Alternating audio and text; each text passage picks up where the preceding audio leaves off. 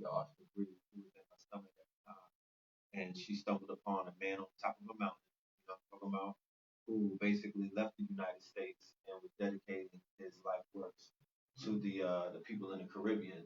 She convinced him to come back to New York because of the crack surge or the crack era that was taking lives and whatnot in the early it's 80s. So we're talking it's early 80s, down, yeah. yeah. And when it was going down, it wasn't even really broadcasted and known at that time. AIDS was just out; they didn't even really have a name for it.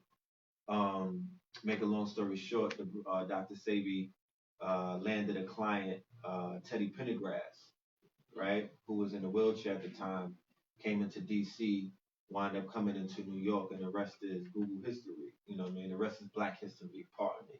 So, you know, she's been with him ever since then. She was riding with him. Um, my brother KT, the Archer Greek, grew up under his tutelage, basically as a Sebi's baby.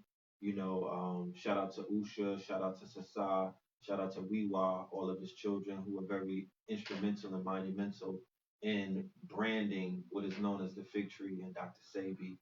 I saw a lot of resistance. You know what I mean? He wasn't the most popular guy amongst the health and wellness community at that time because he wasn't taking any prisoners. He was shutting down a lot of misconceptions about hybrids, everything, carrots, no broccoli. You know what I mean? He was fucking with the bag. I mean, is there a thing on that? Nah, you do. Okay. So you know, he persevered. I think one of his most monumental things was that Supreme Court case in the mid '80s and whatnot. Um, Rudolph Giuliani and a prosecutor by the name of Robert Abrams, I believe, they were the ones who told him that he couldn't say the word cure in a newspaper because if you realize what Big Pharma and these companies, they don't use the word cure. You know what I mean? There's a stipulation about saying cure because they don't cure anything. You know what I mean? They'll hold some things off or they'll basically sedate and they'll try to help, but they're not curing. So he refused to take it down. They arrested him. They charged him with practicing medicine without a license. He beat him in court. He brought 77 witnesses in to testify that they were healed and things of that nature. And he rode off into the sunset. He popped back up with Michael Jackson and a few other celebrities. A lot of people don't know that. He set up shop in LA. He set up shop in Honduras where he went back to his homeland. He's a African Honduran. You know what I mean? A lot of people think Honduras, they don't think people as, but Sabi's life is crazy. Like Sabi's second life started in his 40s. He was an NOI, merchant seaman, overweight, you know what I mean, impotent, wearing glasses with diabetes. Like he basically rebirthed himself. And that's the man that we know. You know what I mean? So, we were introduced to what now we know as it wasn't called consciousness back then. It was just what they were doing. And it wasn't popular. It wasn't accepted. We were made fun of. You know, my mother was ridiculed. Oh, you eating rabbit food. And, because being healthy in Black America in the 80s was shunned. Um, so we soaked that up, but we went our route. We were children of hip hop. You know what I'm talking about? And we were part of that generation.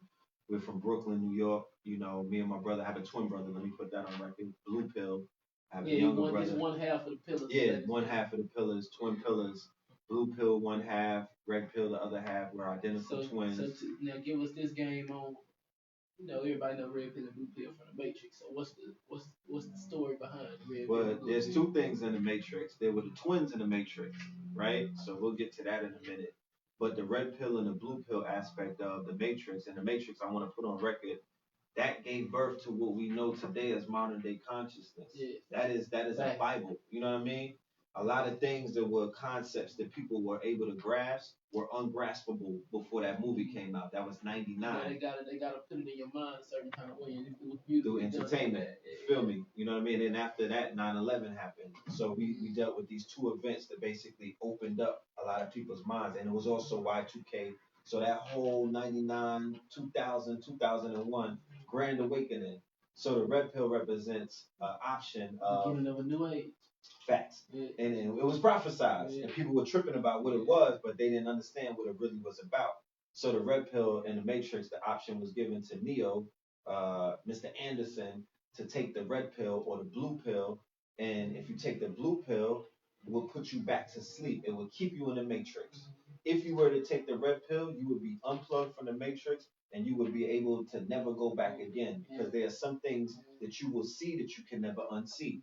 People say that they want to go back into the matrix once they are, the weight of consciousness or the weight of being woke or the weight of going against the grain, it gets to people and they jump back in. That's the character called Cypher. It's every day, every.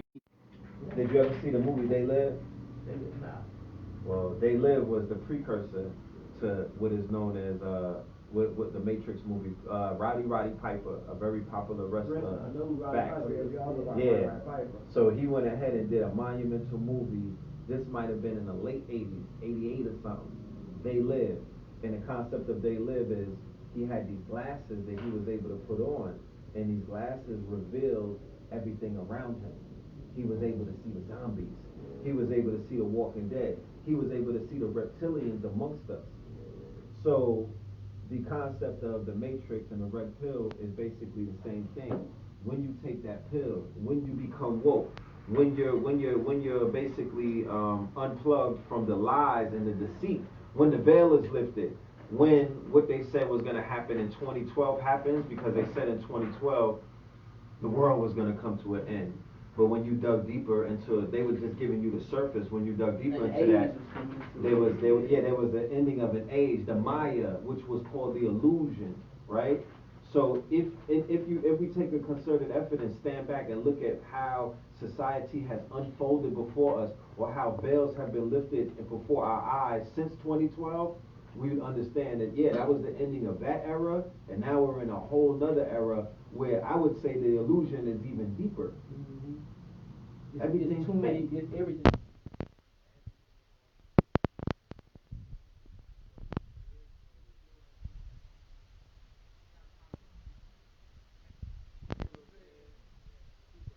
The hologram Tupac.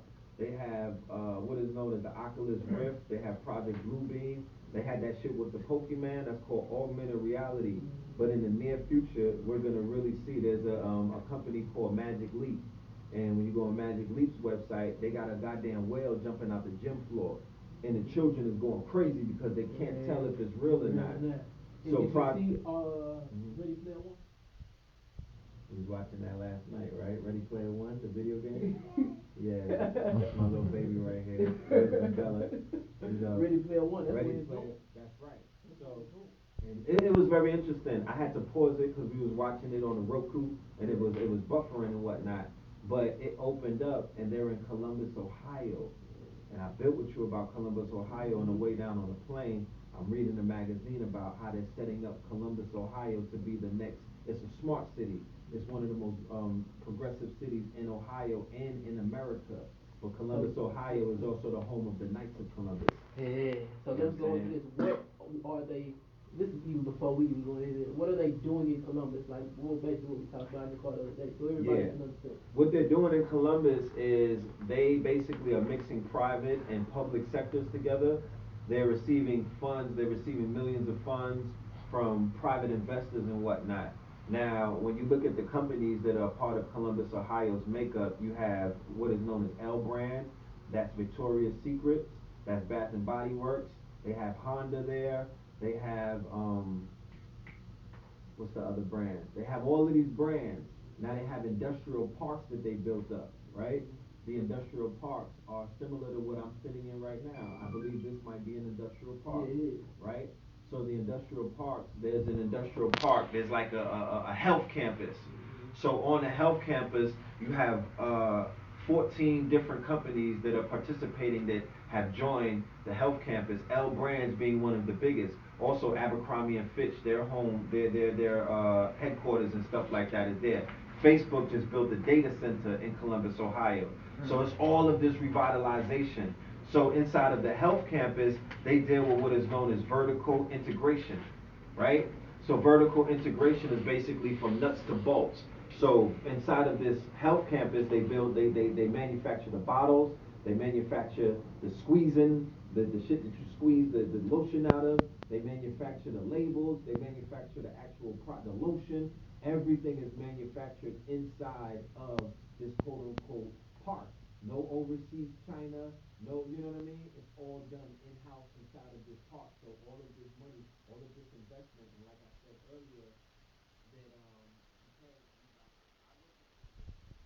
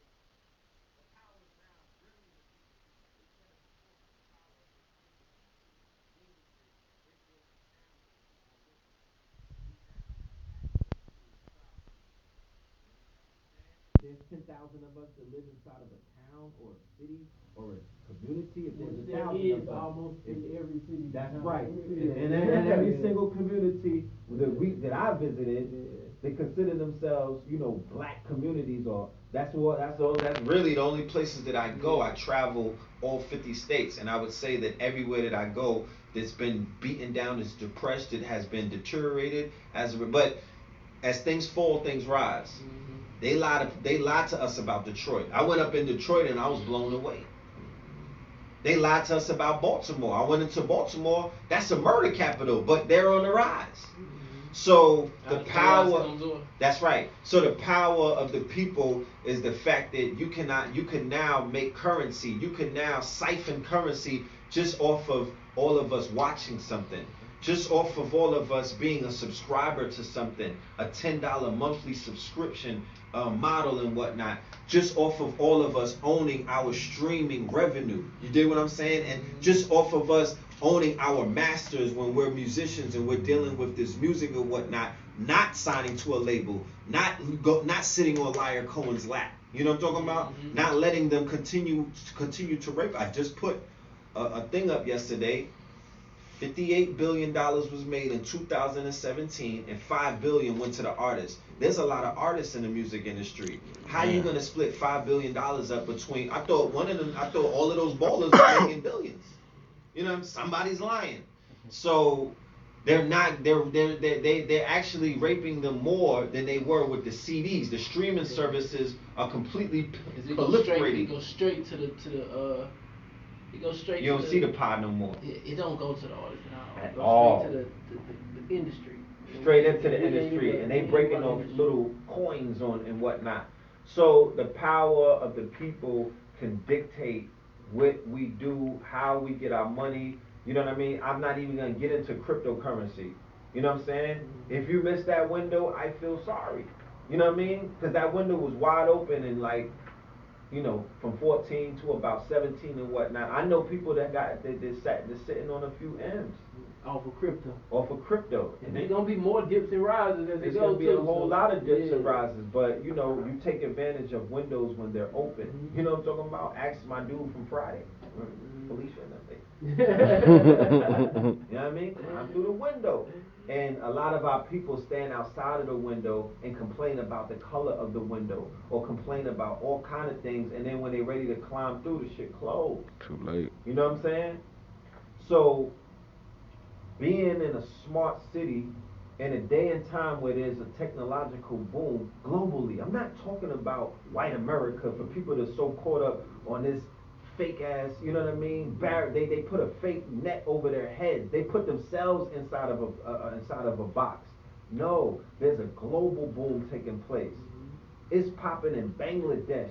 It's popping in Soweto. It's popping in it's popping in Zimbabwe. It's popping in Central, South, and all the Americas. It's popping in the Caribbean. What are you talking about? I got people that hit me up every day, black travelers, navigators, and they like, fam, what's going on? Like, get your people out here. Eco-tourism. That's a wave. You know what I'm talking about? That's a wave. That is a wave unlike anything else.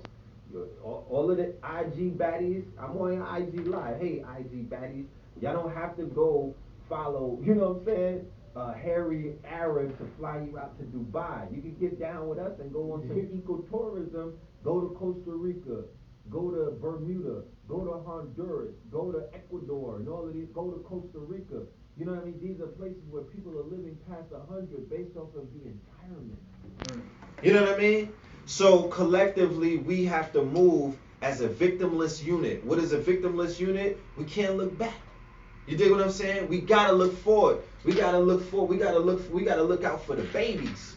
And the time is now. And you know, nothing is holding us back but us. Yeah, we got obstacles, but you know, that's how niggas' calf muscles get stronger, by jumping over obstacles. Yeah, there's weight on us, but that's how you get stronger and you get more brolic, by lifting weight. Okay, so we went into the trust economy. Now go into... No, we didn't even touch the trust economy. Yeah. Economy. Now let's go into the trust and the sharing economy. All right. Well, what the trust economy is why we're shopping online right now, as opposed to 10 years ago where we were nervous about shopping online. What Amazon did and what other websites did, but Amazon is seen as one of the leaders in that, and also eBay. eBay pioneered the rating system. The rating system was saying that if I jerk you, I'm going to get rated in front of the world, you know, 1 star, or, you know what I mean? If you don't have that, if you don't got that blue goddamn, if you don't got that verification on your Twitter, then that's not true. You know what I'm saying? If I get in the lift and homie is acting belligerent, I can rate him out the game. if I go to your restaurant and you trying to act like you don't want to serve me because my melanin is popping, Yep. I'm gonna yelp you to death. I'm gonna yelp you to death. That's the trust economy. It's a filter system. So the filter system that was provided by the trust economy restored faith in the economy or in these new online click and order, because they talk about brick and mortar, we're talking click and order. The new economy, the online economy, it restored faith, and then it made Amazon the behemoth. It made iTunes the behemoth, because there's a trust economy inside of iTunes. If you like this, then you'll like this. That's also a filter system, because the difference between Tower Records is called the long tail. Go and get the book by Chris Anderson. He's an editor at Wired. He came out with a book called The Long Tail. The long tail explains what the goddamn internet is. It's called bits versus atoms, right? Case in point, Tower Records was restricted by space, volume. There's a mathematical computation as to what kind of albums they could put on the shelf, how many. It could only be country. It can't be country, blues, rap, reggaeton. You know what I mean? What did iTunes do? It has a long tail. There's no restrictions. It's the internet. Bits versus atom. It expanded the tail. It's endless. So now I could rap country, reggaeton, you know what I mean? Merengue, reggae, you know what I mean? Whatever the hell. I could come up with a genre, because there's nothing holding it back. But with that sea of endless possibilities or endless options, you have to filter it. So iTunes created the filter system. If you like this, you will like that. Netflix do it. If you like this, you will like that. If you like granny porn, you'll like amputee porn. Shit like that. So that's the filter system. But the trust economy is a part of that. So the trust economy made Uber what it is. It made Lyft what it is. It made Airbnb what it is. Because I'm nervous going out of town. All of those places don't own anything. They don't own a damn thing. Well, that's the share economy. Yeah. That's getting into the share economy. Now, what the share economy is the share economy. And now, keep in mind, like I said, all of these economies rose up after the old economy fell. You know what I mean? Red alert. The old economy is done. But they don't teach us that. They didn't teach it. They said that there was a recession or depression in 2008 when Barack came in, but they didn't say what the new economies were. So the share economy is a simple concept. I have something extra. I'm going to monetize it by sharing it. I got an extra bike in my garage. Well, goddamn it, I put it on eBay. Share economy. You know what I'm talking about? I got an extra mattress chilling in the garage. I don't use. I'm going to go ahead and put that thing on Craigslist. I'm going to share that. I'm going to sell that. A shared economy. I got a whip, right? That I just be sitting around playing Madden all day. I'm going to go ahead and sign up to Lyft and Uber. Share economy. I monetize something that was mine. Huh? They even got it to where they got Turo. You can bring your whole car. Come get it. Factology. They got Zip Car, Zip Line, or whatever that's called, right? I got an extra room. Back in the days, my dog had a room. I had a Dalmatian.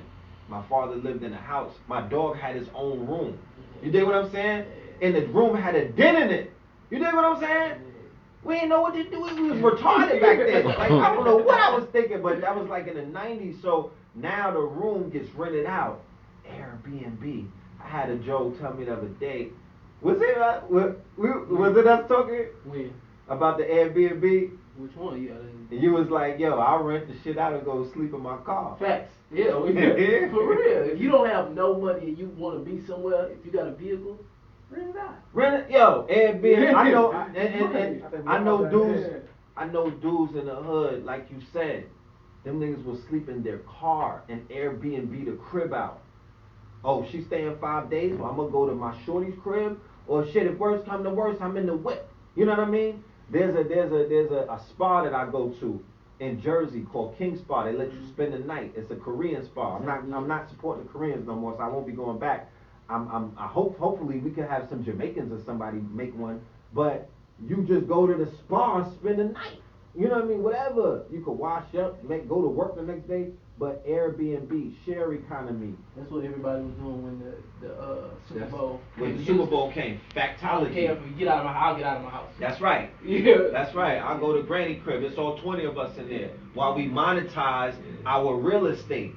That's why the hotels got mad. That's why the greedy ass landlords got mad and try to block all of that. Because it is, here we go, we putting the power back in the people's hands. So that's the simple concept of share economy. Stop living in lack. Stop living in scarcity. Learn to live in abundance. Share your shit and get money. Get paid for that. So it's a simple concept, and they're running with it. It's actually an ancient concept. It's actually something that we was doing in the hood. Oh, you want to hold a lawnmower? You can hold a lawnmower. Go ahead. Oh, you want to hold a chopper? You good. Yeah. Now they monetized it. You got to pay by the day. You pay by the hour. So if you don't bring it back, well, goddamn it, I'm gonna take the funds out your account. I'll buy me a new one. You dig what I'm saying? A lot of the stuff that you see going on in the technology sector, in the tech boom, is they reinvented and just they created a new lexicon. They just basically, they didn't reinvent anything. They just rebranded and renamed shit that we've always been doing. Okay, so now let's go into this. We was talking about symbiotic relationships and everything having an effect on each other. That's right. Especially metaphysical. So let's talk about, like, say for instance Houston. Remember we was talking about the rise of the black America. That's Everybody right now in America, if you talk online and say anything about black empowerment, anything, they first words is, oh, they gonna get you. They watching. Like, can we talk about the rise of the black Messiah? That's right. What is the fear that people are facing? Well, there's a twofold fear. It's a fear on this side, and there's definitely a fear on the other side. Let's deal with us first, right? We've been so programmed via church, right? Traumatized. We've been traumatized, not just through, what you may perceive as slavery, because everybody wasn't a slave. I'm sorry to break, especially in Texas. If you do your history, when did they sell this shit to America? During the Louisiana Purchase. When was it? If it was purchased in the late 1800s, after Napoleon and them got their ass kicked, what they was doing? Who was, where, you know what I mean? Like, we gotta really think about this. How are they operational? How are they operational? Talk about it. You know what I mean? The 13 colonies Texas is not included in the 13 colonies. The ports that y'all have, or whatever, the shorelines, the Gulf and whatnot, that wasn't necessarily where all of these quote-unquote slaves were being traded. Yes, you had the Spaniards and other people up in here doing things, but goddammit, you had black cowboys. How did Nana have a real black cowboys? How did Nana and the Boot and all of these other people have hundreds and hundreds of acres? Where did that come from? That's not from sharecropping. You had that shit. What about the mound building civilization? What about the Olmecan building civilization? What about all of that shit? What about Poverty Point? Rockwall. Yeah. We got history of man Super walking duper. with dinosaurs. Come on, type man. shit. Like, So, you know what I'm saying? yeah. Like, let's talk about it. Yeah. What about all of those black families that were sitting on oil that they rocked to sleep and they bought them out, Exxon and all of that stuff? That's not slaves. I could see how people move if they was free or not. I could tell by the way they move. So they've traumatized us through Hollywood. Sorcery. Good sorcery. Good sorcery. That Hollywood. They convinced a lot of people through Hollywood productions. The same way when the Jew came in and he cleaned up the image of the white Anglo-Saxon Protestant through Hollywood. That's why they gave him a seat. Because he portrayed them in a way that they were savages before that. He gave them the Katharine Hepburn makeover. That's what the small hat did. So our people have been sold. It's called revisionist history and reconstruction history. Go and look up the Wilmington Massacre that took place in North Carolina in the 1800s. Our people had a whole of the South. There was a massacre that took place in North Carolina, and as a result of that massacre, it was almost akin to what happened in Black Wall Street. It's on record. As a result of that massacre, they created what is known as the Solid South. What is the Solid South? The Solid South is when all of these European and these crackers came together and they took over. It's recent, fam. They were shaking in their boots in the 1700s. Even in the 1800s, they was getting scalps and heads taken. Facts. Real life. They was garrisons. The plantation had forts on them, meaning that they could not leave the fort, meaning that they had to protect themselves, because the minute they left the fort, there was people scalping them and taking it. Go and watch the movie Reverend with the boy Leonardo Leonardo DiCaprio, Yeah. and they show you that the European, before they created the system, before they created the fake term white, the Spaniard was at war with the French, was at war with the British, was at war with the Dutch. It wasn't no we all together and whatnot. They came under the umbrella of Christendom, but they were not. They were banging on each other, and they were not rocking with each other like that. And they had different tribes of quote unquote Aboriginal indigenous Indians that were banging and selling out and banging on each other and whatnot. So we have been programmed to be toothless tigers. We have been domesticated inside of this controlled environment, which would be the biggest zoo on the planet. This is called the U.S.A, the Corporation of America, where niggas used to be lions when I was young, but now they're toothless tigers. You understand what I'm saying? The 40 ounces, the GMO weed, the GMO food. You dig what I'm saying? The fluoride in the water and the toothpaste. When they recently telling you niggas, oh, you've been eating poo-poo and feces, not beef. You know what I'm talking about? You've been eating, oh nigga, you wasn't, them Chinese people ain't feeding you, they feeding you rats. You know what I'm saying? That's not real chicken. It chew like bubble gum. You could blow a bubble with the chicken. How is it chicken? You know what I'm saying? So, silent weapons for quiet wars. Nanogenetic strategies. Nanogenetic strategies, meaning that we could bomb you and you won't even know that you're being bombed. William Cooper, Behold a Pale Horse. The book is a classic. And he told you Alex Jones was an agent right before they killed him. So, quiet weapons for silent wars, genetic warfare, biological warfare. People are talking about I was born like this. No, you were mutated. You were manipulated in the womb like this. That's what what else I want to go into. We're going to touch on that in a minute. So, they gave us these traumatizing. They showed us Malcolm X in his casket. They showed us Martin Luther King clapped down on right there in Memphis and whatnot at the Lorraine, right? And they was like, oh, you know what I mean? They showed us the Panther. They showed us Fred Hampton's door. They showed us the bloody mattress. They showed us Huey P. after they performed lobotomies on him. What is a lobotomy? They went into his brain and created and performed behavior modification. They did that to a lot of the Panthers. If they put you in a box for 44 years, fam, that's called behavior modification. They breaking you. That's what they doing. That's what they'll do to an elephant and a lion who comes out of the wild when they try to break them to put them in the zoo. So a lot of our people, because remember, I'm a 75 baby. So I was privy enough to see people who I looked up to getting busy with the popo. Getting busy with, I'm from the era where we walked the streets and everybody from another nationality crossed the street. They just was like, get out these niggas' way. They're undomesticated. You understand? So there is a messianic force that exists inside not one Negro, but the collective of us. Okay? We are galactical beings. We are light beings that have encased. We are spiritual beings having human experience. So we decided to incarnate in this spacesuit, this melanated spacesuit called a black body. But there's a divine spark in all of us. I know the Transformers talked about the divine spark. There's a lot of movies that get at that, but they're talking about us. So this divine spark that people are afraid of sparking, right, usually sparks when we come together and we're not at beef with each other and we got our eyes on the prize. That is why COINTELPRO was created in the 60s. That's why the Panthers were neutralized. You know what I'm saying? That's why crack was put into the hood and they utilized your boy. Shout out to Rick Ross, the real Rick Ross. We interviewed him on our radio show, Know the Ledge Radio before. You know, we forgive you, bro.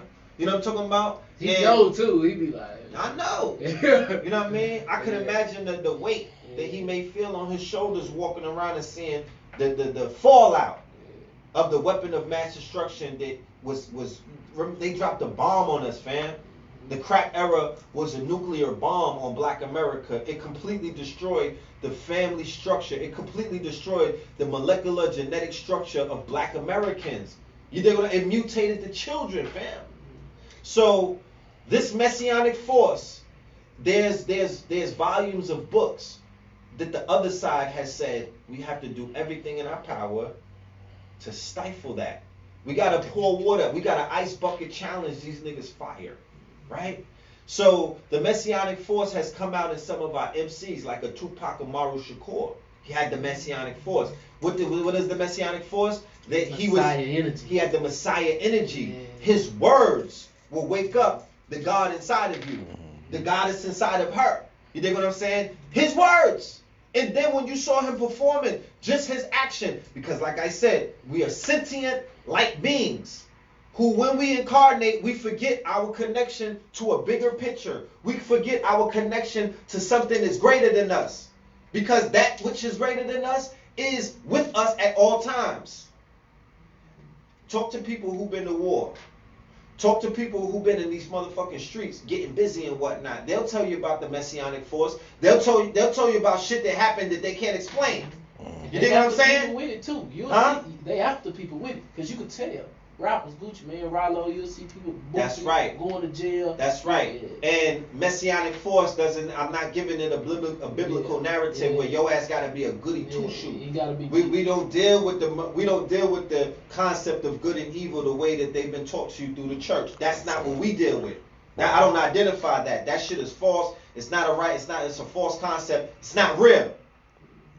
Because I could be somebody's terrorist, but I could be her freedom fighter. So we got to talk about that. It's all perspective. It's all interpretation. You dig what I'm saying? So the Messianic force, our people have been trained to be scared to unleash that shit.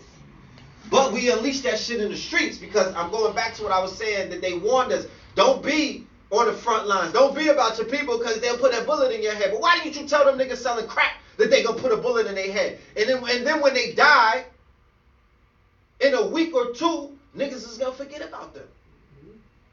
So why not me stand on the front line and do something for the babies, and do something for my name, and do something for my people, and you're going to remember me forever. Thug immortal. I'm immortalize myself. That's what Tupac told niggas to do when you here. I don't care if I die at 25. I'm an immortal. Same thing as extension, like they were saying the other day. XXXTentacion. Yeah. Or I call him XXXTentacion. He had a Tachyon energy. Yeah. He's an immortal. It doesn't matter about when you leave, because you're going to come back. But that expression of his spirit and his soul, even if he left at 20, maybe what did they say in the movie Batman versus Superman? If you stick around long enough, you'll see your hero turn into a villain.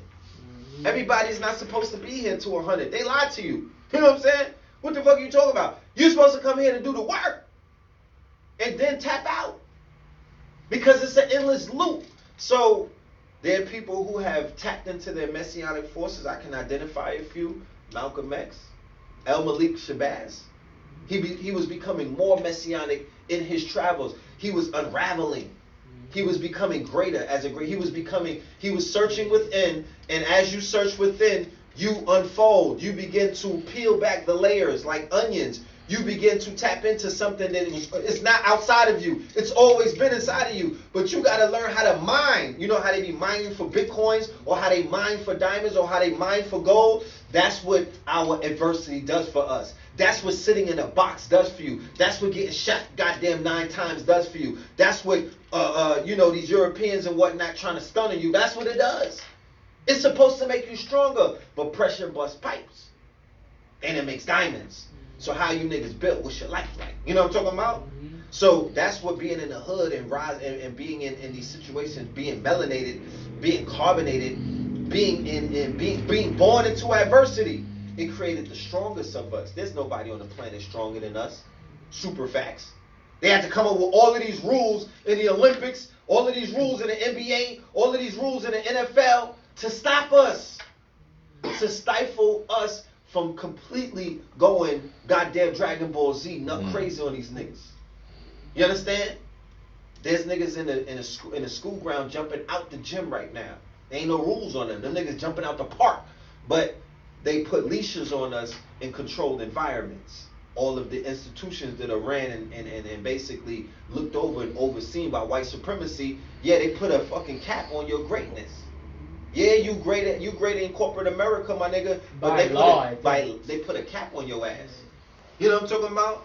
You just basically, you was like, you know what? I'm gonna just go for the 401k. I'm not gonna go ham on this Don't bitch. want to risk it. I ain't gonna risk it. So they're stifling your messianic energies because you didn't come here to work for J.P. Morgan, my nigga, to make them richer. With the engineering, scientific, mathematical skills of your African or your Aboriginal indigenous ancestors, this already inside of you. But they're gonna use you like they used those women at NASA.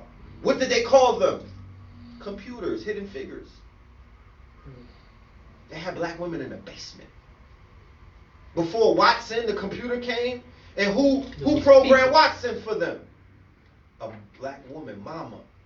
You understand? But before they could create AI, because that's what AI is. AI is an extension of this genetic inferior people to do what? To keep niggas in place.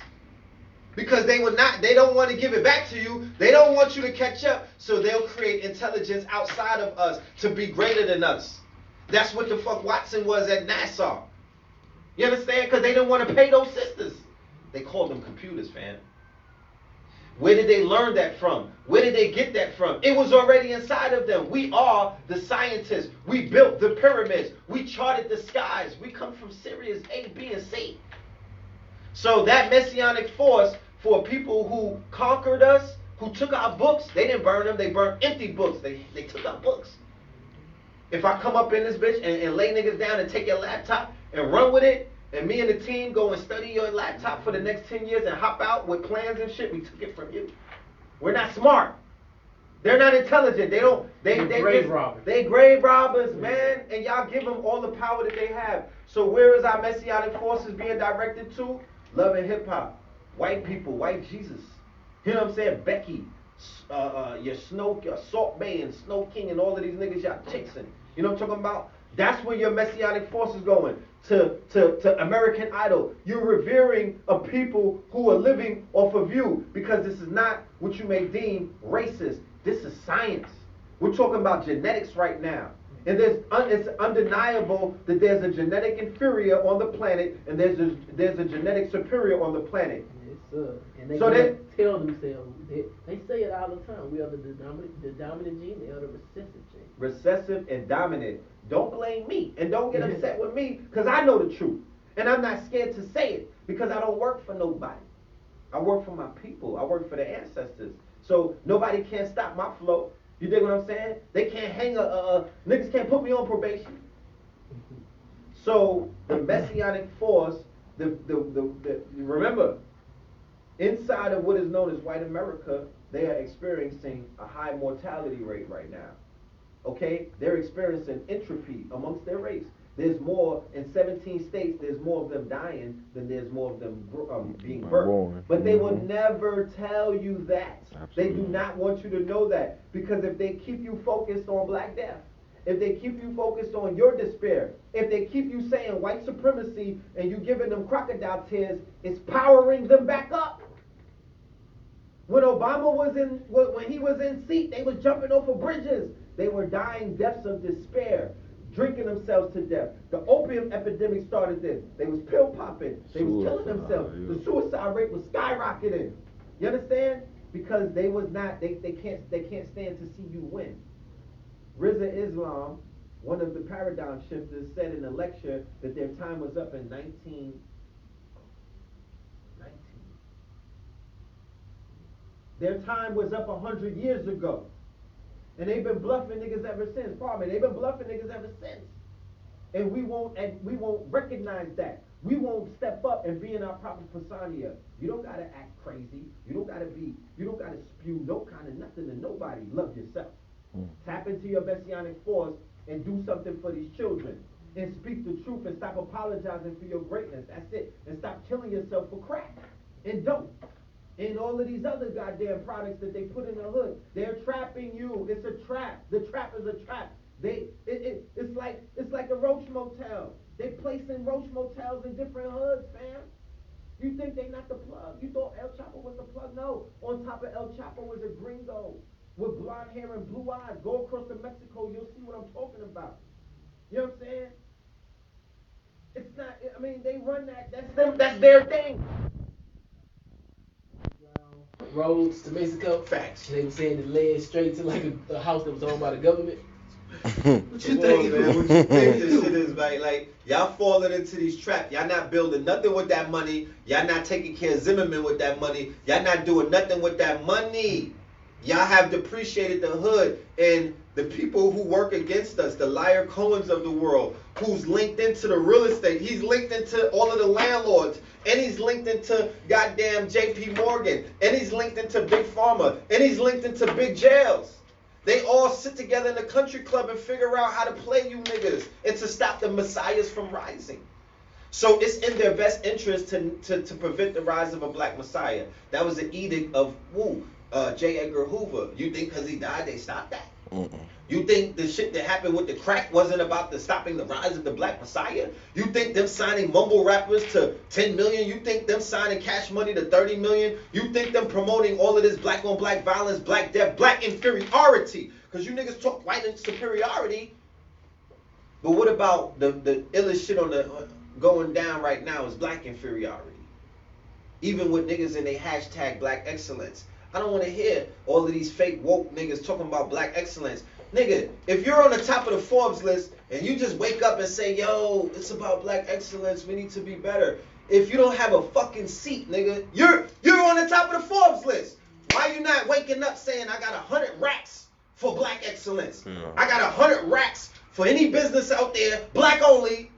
Because I came with all about the Benjamins. I fucked the hood up because I took y'all away from the values and morals that our grandparents and our peoples taught us that had us on an upward mobility. I came with that fake materialism shit that Liar Cohen and them told me to say. But this will be hot. But on his side, it wasn't Liar Cohen. It was the other Batiman. What was his name? What was the old Jew who was responsible for the white paper and he destroyed R&B? I worked for him at J Records. I was working at Polo Grounds. What's the old Jew? What's his name? So when you talk about like their godfather. He's not Kevin Lawrence, he's a black dude, but I know exactly. The one who gave Puffy Bad Boy. They were just talking about him on Drink Champs. I got his name. The one that gave Puffy Bad Boy. He was the one who basically steered a lot of that things. You know what I'm talking about? He steered a lot of that shit. All right? All of them work together. Moscovich, Clive Davis. Clive the Jive Davis. He is the one who put out a white paper. Harvard University wrote up a white paper in the 70s to say, how can we infiltrate black music? How can we kill Motown? How can we kill Gamble and Huff? Because we was eating. We had the Chitlin circuit on lock. We was in control of our image. We was in control of our message. We was in control of our music. Clive Davis took that goddamn white paper and destroyed black music. If you listen to the music from the 60s, 50s, Come on, man. They ain't talking no bullshit at all. Come on, man. Nah. All love, man. And consciousness. Yo, I was listening to Ebony Eyes, bro. Shout out to Rick James. Like, that shit, it just did something. Even Fire and Desire. Shout out to Tina Marie. Like, you know, but there was just a feeling. There was a spirit inside of that music that is missing right now. These Europeans came and removed that. Okay? They came and removed that. Fast forward, we find ourselves in a plantation. Them niggas is escorts in the music industry. I'm not impressed with none of them because they're giving you niggas empty ass. They're giving you empty. They're rocking y'all to sleep, bro. They're rocking you to. They're not doing nothing for nobody. They might say Jay-Z said something about, investing in Jews. What does that mean? You mean to tell me Dick Gregory didn't tell you that? You mean to tell me that all of the teachers didn't come along in the last 100 years? Elijah wasn't spitting out that knowledge? Marcus Garvey's the philosophies and the... Stop giving credit where it's not due. That's dick riding. Y'all giving these woke niggas a pass and y'all they have blood on their hands. They are responsible for deteriorating. They got marching orders from the same people who are destroying our youth. That have been destroyed. There's bodies. They know where the bodies are buried, man. I'm not falling for that. If any one of them niggas ever want to pull up, they gotta cut a check for $10 million immediately. I'm not sitting with none of them. They got work to do. You gotta check. You got the bag. You gotta check. Cut it, man. And we're gonna show you how to build industrial parks. We're gonna show you how to. I want them to buy the D-Wave computer. That's a quantum computer. It's $10 million. Them niggas need to, the Diddy's and Jay-Z's of the world that's running around for their children's children, they need to invest in quantum computing because the quantum internet is coming. The quantum computer could compute so they could compute computation that 100,000 computers cannot computate in real time. It's the future. So it's work to be done, man. Like, I'm not playing. Like, I don't know why niggas is so comfortable right now. It blows me away. Okay. So when we talk about that comfortability, it's because, like you say, they rock to sleep. So when we talk about mental alchemy and waking up, it's a lot to see outside, but if you close your eyes, it's even more to see on the inside. Woo, is it?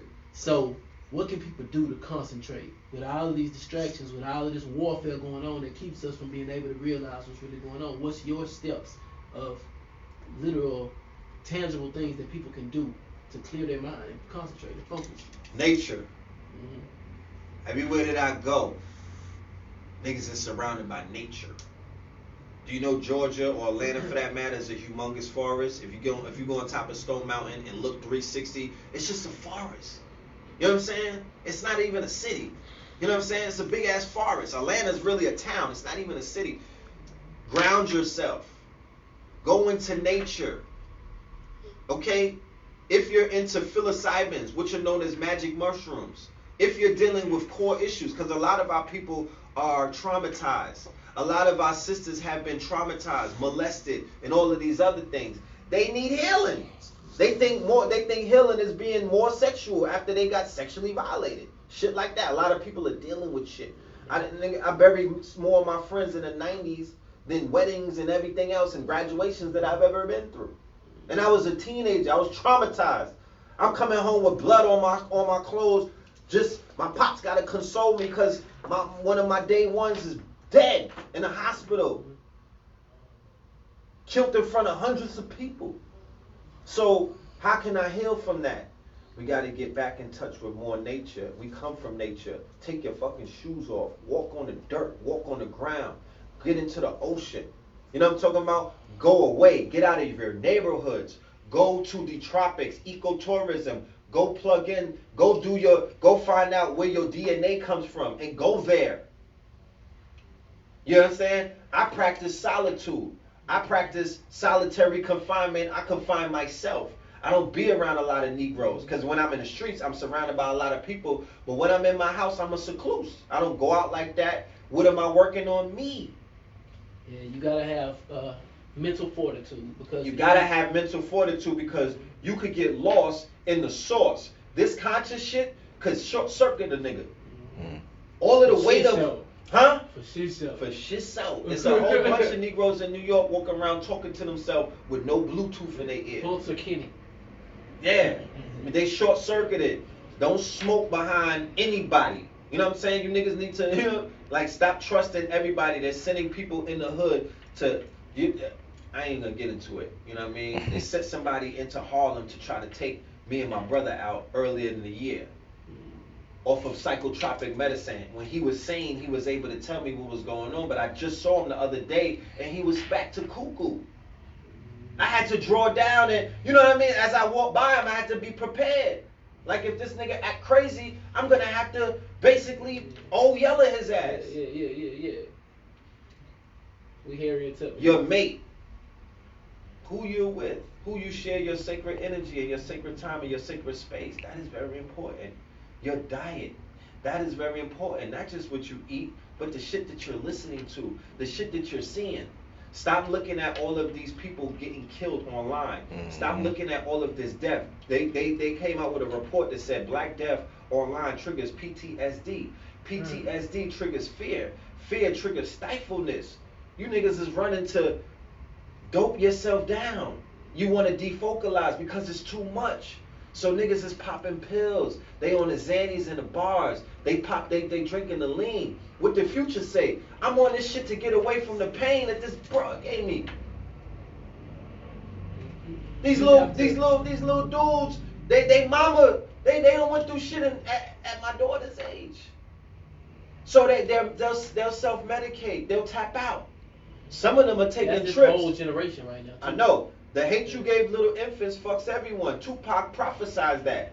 And we're dealing with a generation who was raised on hate. And we don't want to admit that we the ones that fed them some of that hate. Mm-hmm. The music that they was listening to was hate-filled. Niggas don't want to atone for that. So I'm not mad at the rappers who are selling us coke and crap being woke right now. I'm not mad at them because they got to mature to a degree. But what I'm saying is, niggas, stop straddling the fence. Y'all out here biting. Y'all out here fake watching everybody. Remember, intelligence is the best shit popping right now, especially black intelligence. You can't get in the room with the Jews who got the money unless you're intelligent. If you a nigga that's popping, but you a dumb nigga, you can get in the room with you, but they coming with no Vaseline. That's a 360 deal. You a puppet. You a puppet. Yeah. You can sit in the room with the big dogs and they'll lap dance you to death. They'll give you a lap dance and everything, but they'll have you on the table dancing like Bobby Shmurda. Right? And what's the other nigga? Black Youngster. That booty. Black Youngster. They have your ass shuffling and jiving on a desk. If you can't come in there as a boss because this rules, this don't rule. You don't got no money. Not around these niggas. You don't got no bread. They're not impressed with none of your money. They got white faces on them, their presidents. You can't out money these Europeans.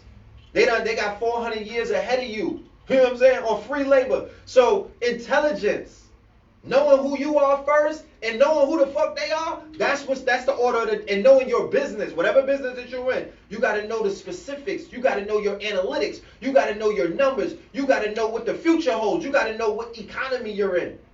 Intelligence is the new black. So these rappers are watching us. These rappers are drinking from our fountains. These rappers are riding the wave, and that's the shit that gets them in these rooms. Facts. Facts. Super facts. That's why people call my phones talking. You know what I'm saying? All right, look. So we got this cut out, about to cut on, and we're going to start it right back over. And I got another question because I want to go in and tapping into the subconscious mind. All right. So I'm just in this, and I'll be right back, y'all. Yeah, when my live stream, we'll jump back on already.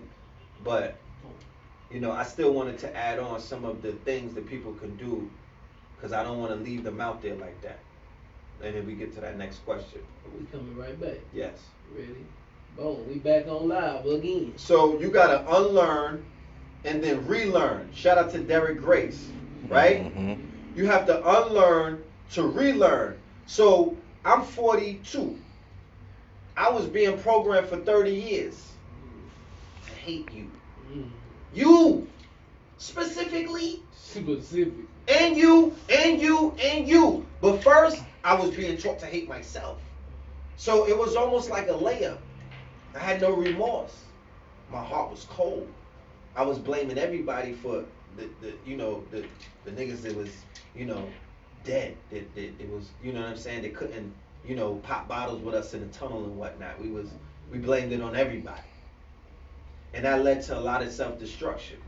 You know what I'm talking about? I wasted a lot of years of my youthful years, cased up, on the run. You know what I'm talking about? Giving these people my body. Because that is the most important thing that you have in this reality right now is your freedom, your body. Don't let anybody misconceive you. So if 89% of the music industry right now is telling you to take penitentiary chances to lose your body or to lay your body up for about 10 to 20 and they giving out football numbers, nigga, they working for LIAR. These is escorts. These is enemy of the state. What are you talking about? Yeah, the most important thing, the shit that collapsed our neighborhoods is the fact that they took us away from our babies. They took our bodies, man. When they take your freedom, I'd rather get hit up than for somebody to tell me, no, you can't eat when you want to eat. Nigga, you can't even sleep when you want to sleep. You can't take a shower when you want to take a shower. You can't go online. You can't watch. You can't read. When we gonna give you an hour to read, we're gonna give you an hour to work out. I was on 23-hour lockdown when I was 18 and what is known as OBCC in New York. The whole building is a box. At day 70, nigga, I was savage. Because it does something to you. Nigga, I'm in a box. I'm in a concrete slab by myself for 23 hours. With about 10,000 bloods in the whole building banging on the door every night do a roll call. Nigga, that shit made my fangs come out. So you don't need that. If you were square and you gotta work in goddamn Piggly Wigglies or Fiesta to provide for you and yours, you do that. You do that because the most important thing running right now is your ass gotta be out here. You can't afford to lay up. You can't afford to be taken off the scene, fam. And that's why they're sitting back chilling because they got 2 million plus of us off the scene. They took the black messiahs off the streets, fam. Because those who exemplify messianic energies usually come from dark places.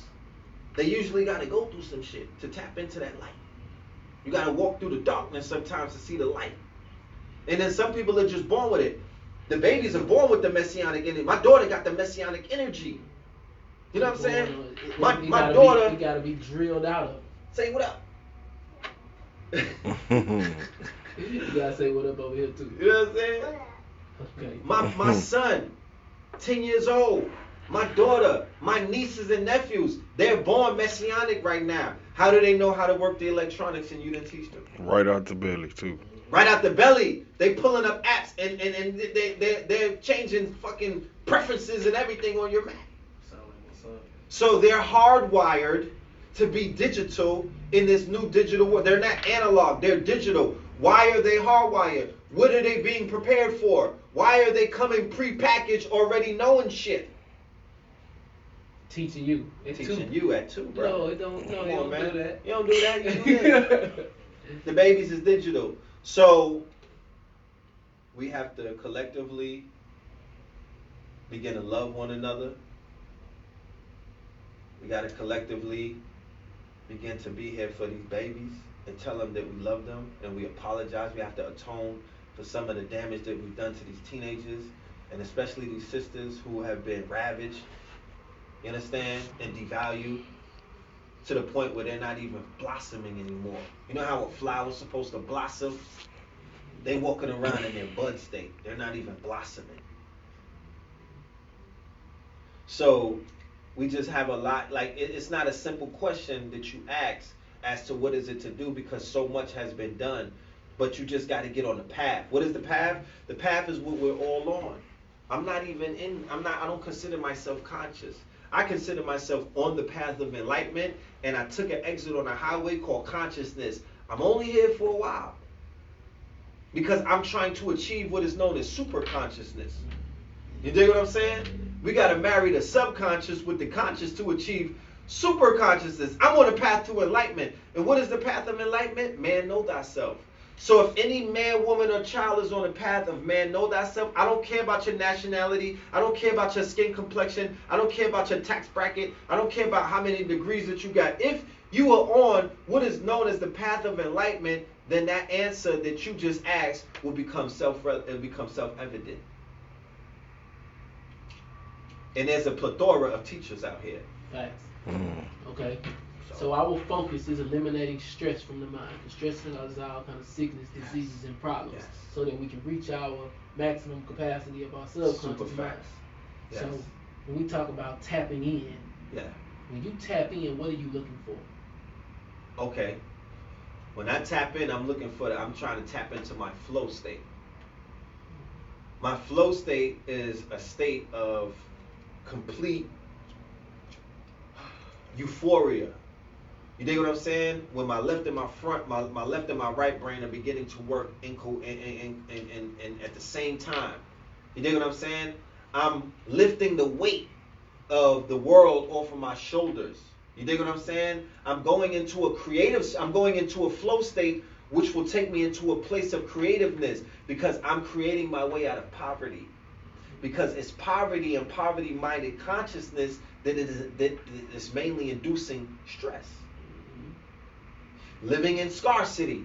Falling for that shit that they sold us, that we are the have-nots. When somebody, how How can somebody come out of the caves in a barren land call you a have-not?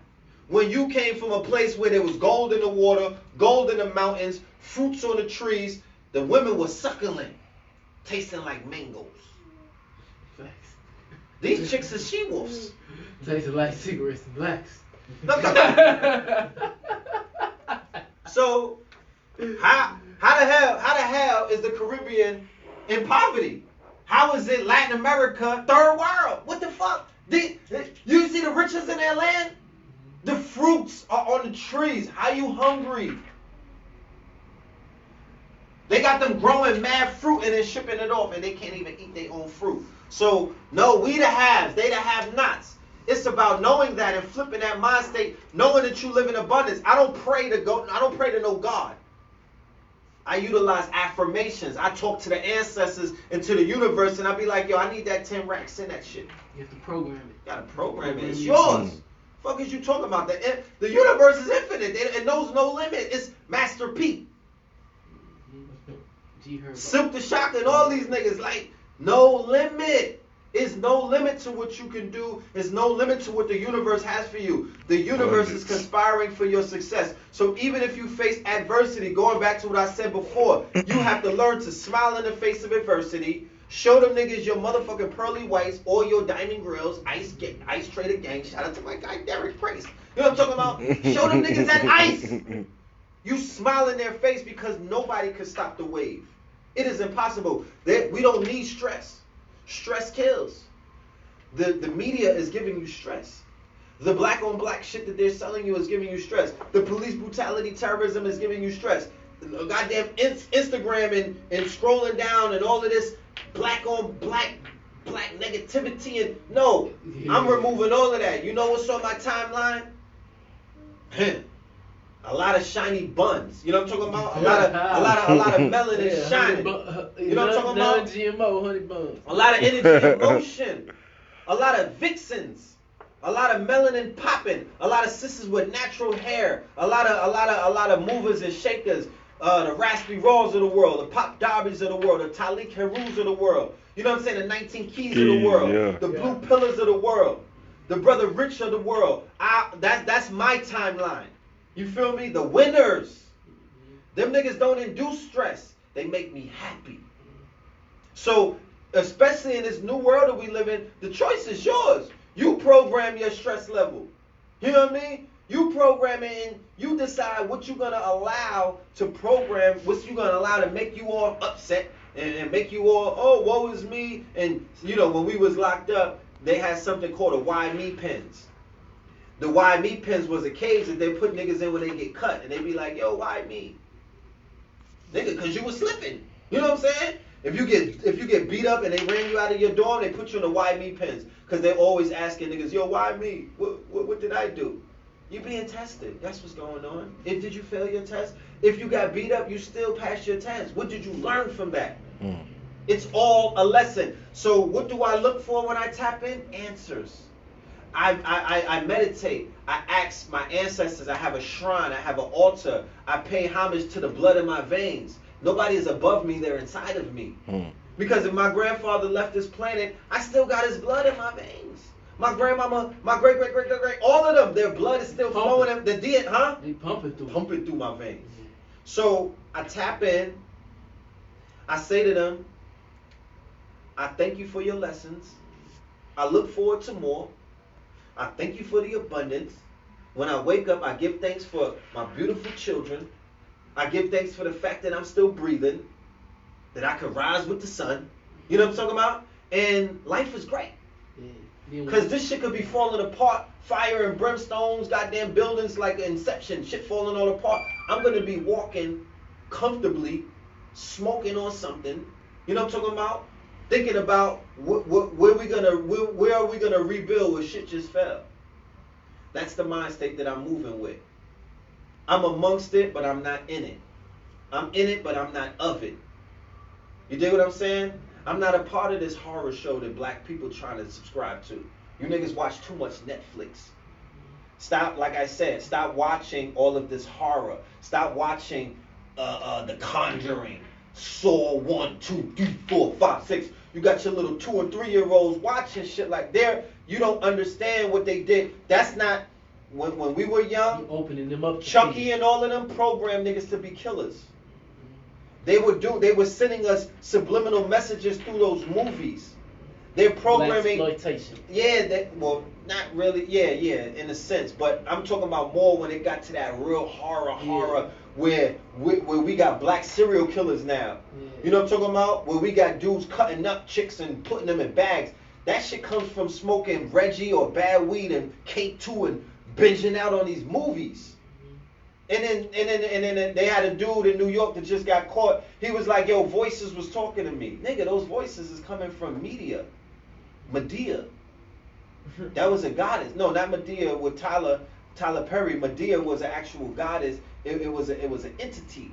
That's media. It's a weapon. So I watch Finding Nemo. You know what I'm talking about? I watch YouTube lectures. You know what I'm saying? I watch Hidden Colors. You know what I mean? You know, I watch my videos. You know what I'm saying? I watch people in the community who I rock with, who are healthy with their information, because there's some of these niggas that are not healthy and they're out here spitting venom and you know, because they're not healthy. So how could their message be healthy if their temple is not healthy? If their brain, if some of them are on cocaine and crack and pills and all of this stuff, the message is convoluted. So, you know, hopefully that answered the question. For sure. All right. Going into the age of Aquarius, we talked about earlier, it going from the leader to the collective leading. Facts. And that if one man stands on a square with people behind him, that's the force. And that force can actually have mobility and move. Facts. So I just want your details on like us going from a leader to the collective. Well, case in point, we're in the future right now because we're able to go live and broadcast in front of hundreds of people. We have a collective mind at work right now, right? I got 100 some odd people. You got hundreds of people. It's all around. That was unprecedented before. When could you do something in real time and a nigga in Czechoslovakia, somebody in Zimbabwe, somebody in the Congo? We're global citizens right now. I'm gonna show you a video when we get off where there's a classroom. I don't even know where it's at. Ecuador, Bolivia, you can tell Colombia. It ain't America. You can look at They're like red pillar, blue pillar. There's a teacher teaching a class of children. It might be 2nd and 3rd grade, and they're saying red pillar, blue pillar. You dig what I'm saying? That means something. That's power. So collectively, because what social media has done to take away from us realizing what's taking place, is they created this thing called followers. I don't have followers. I got leaders around me. You understand? And if you're followers, then there's an implication that one person is leading you. That's not the world that we live in right now. It's the group that's the collective. It's the group think. It's the group mind. It's the whole group is the leaders. We're all leaders. We're sharing. We're sharing in our own share economy, in our own right. So when the youth see that, and case in point, you see it come up with the organizations.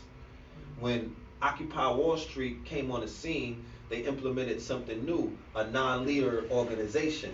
Everybody was the leader. Remember when they had their little demonstration, they were like, there's no leaders, we're all leaders, so if they arrest one of us, then the other person pops up and Then they had that with Black Lives Matter.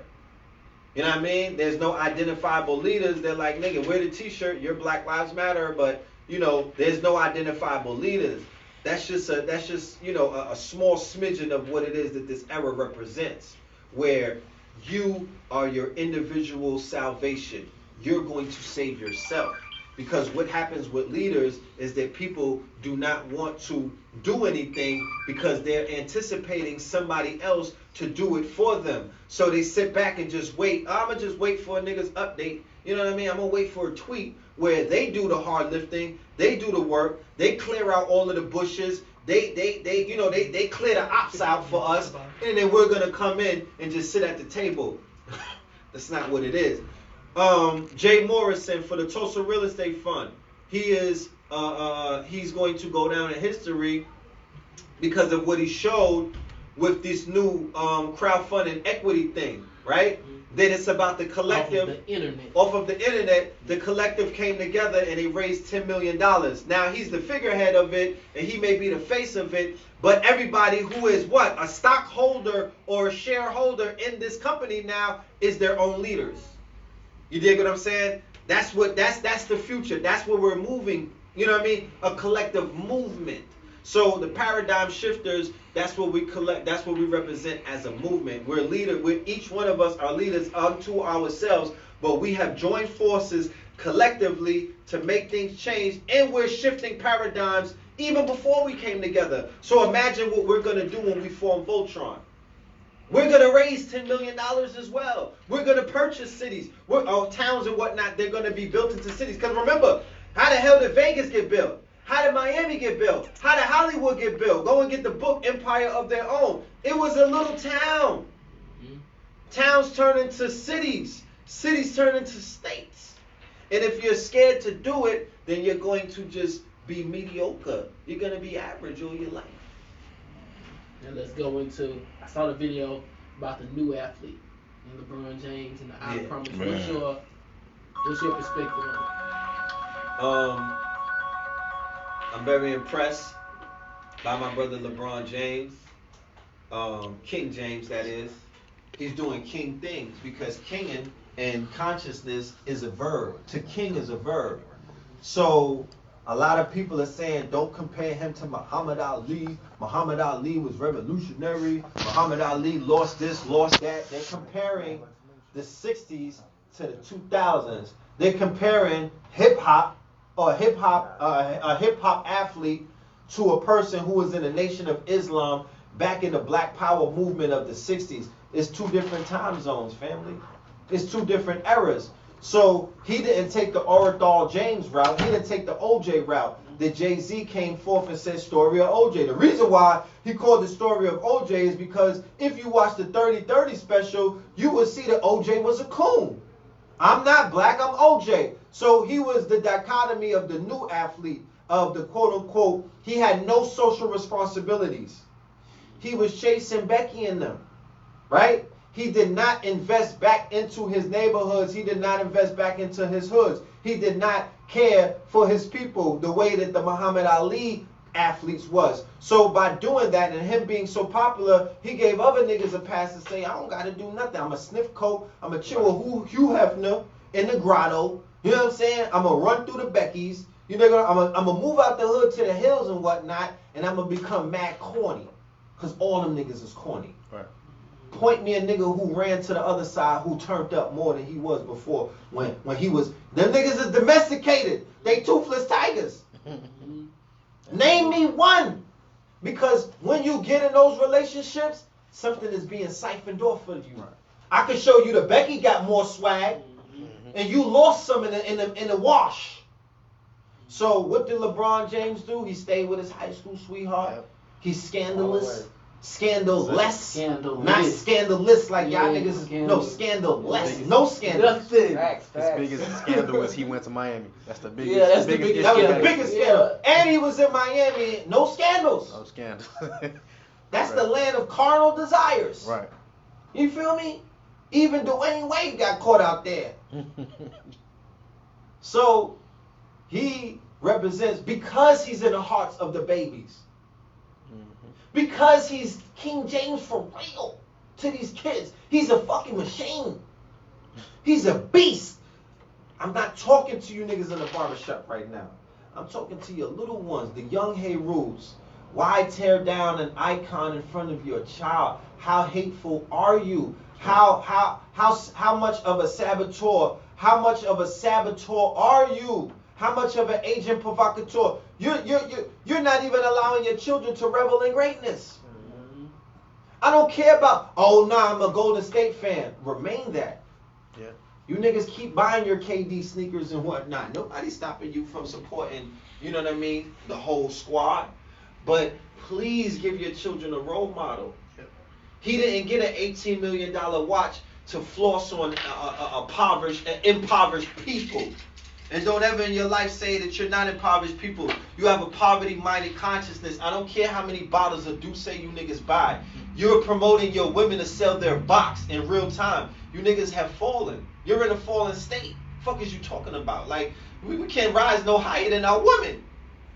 So he's not flossing on Negroes. He didn't do a black youngster counting out $2 million. What did he buy with those $2 million is what I want to know. A Lambo? A foreign? You're giving money back to your enemies. You're giving money back to the op. You're giving money back to the system. You're not doing what the only way that we could save the youth that are being killed. They're killing the youth because they think the niggas don't care about them. So the only way that you could save our people is to save our people. Then he did something where he bigged up black women yesterday, and the white women got mad. Why I gotta be a black woman? Because I came out of one. What the fuck is you talking about? Goofy. Why would you ever ask me that? I came out of a black womb, and our sisters need us. They need us to. I would have told the Becky, you listen to terrestrial radio. You hear what these 17 and 18-year-olds are talking about to our women. Why are you trying to question me to raise mines up? Why? Because the messianic force exists in a black woman more than it exists in a black man. I forgot to say that. It's their time. The divine feminine is here. Speaking of that, we are in Houston, which is the energy capital of the world, and everybody do this, which is the sign for feminine energy. The energy capital. Atlanta, yes. Atlanta is the banking and energy capital. But they're utilizing, on different levels, they're utilizing our women as the battery. The way that the Matrix Houston did. Women come to Houston, they can go anywhere and do whatever they want to do. Facts. See, Lyra came from Philly. Go do whatever. Malaya, go do whatever. Go run the world. Shout out to Malaya. Yeah. You know what I mean? Run the world. Run the world. Y'all run the world. Yeah. You know what I'm talking about? Like, I'm ready to lead a whole congregation into the strip, into V Live, and just talk to them. I'm not here to save nobody, because I don't come with capes. I just want to talk to my sisters and tap into that messianic force. Because guess what? When I was in Atlanta in 1999, I believe, there was a sister by the name of Baby Girl in Magic City. She got me into astrology. She helped me see the light. She made me feel like I was cool being smart. That was one of the first times that I could attribute when the wheels began to turn, and I was like, wait, this is a world-renowned stripper. And she's telling me, I'm reading in the astrology book, going matching. You know how they got the compatibilities and all of that. I'm matching my sign up with hers, and she's elated. And I'm like, damn, I didn't know they was on it like that. So I know that when you read in those magazines about the girl magazines and whatnot, Smooth and all of that, and they be like, yo, what do y'all like? They be like, I like reading books. I like intelligence. I always read that. So I know that my sisters in those spaces, you know what I mean? Those are influencers. They control economies. They make the shooters shoot, and they make computers compute. Facts. So they could change things overnight if they just snap their fingers. They have Thanos power. They could Thanos snap a nigga. Facts. Mrs. May, you want to introduce her once she came in? Go ahead and introduce yourself, Miss Rainey. Oh, wow. Yes. Well, oh, you gotta let me do that. Oh, of course. I know you do. You do it way better than me. Yeah, you gotta do that. Let's give me a drum roll. You do it way better than me. Okay. Let me see. Is it pushed? Is it pushed up?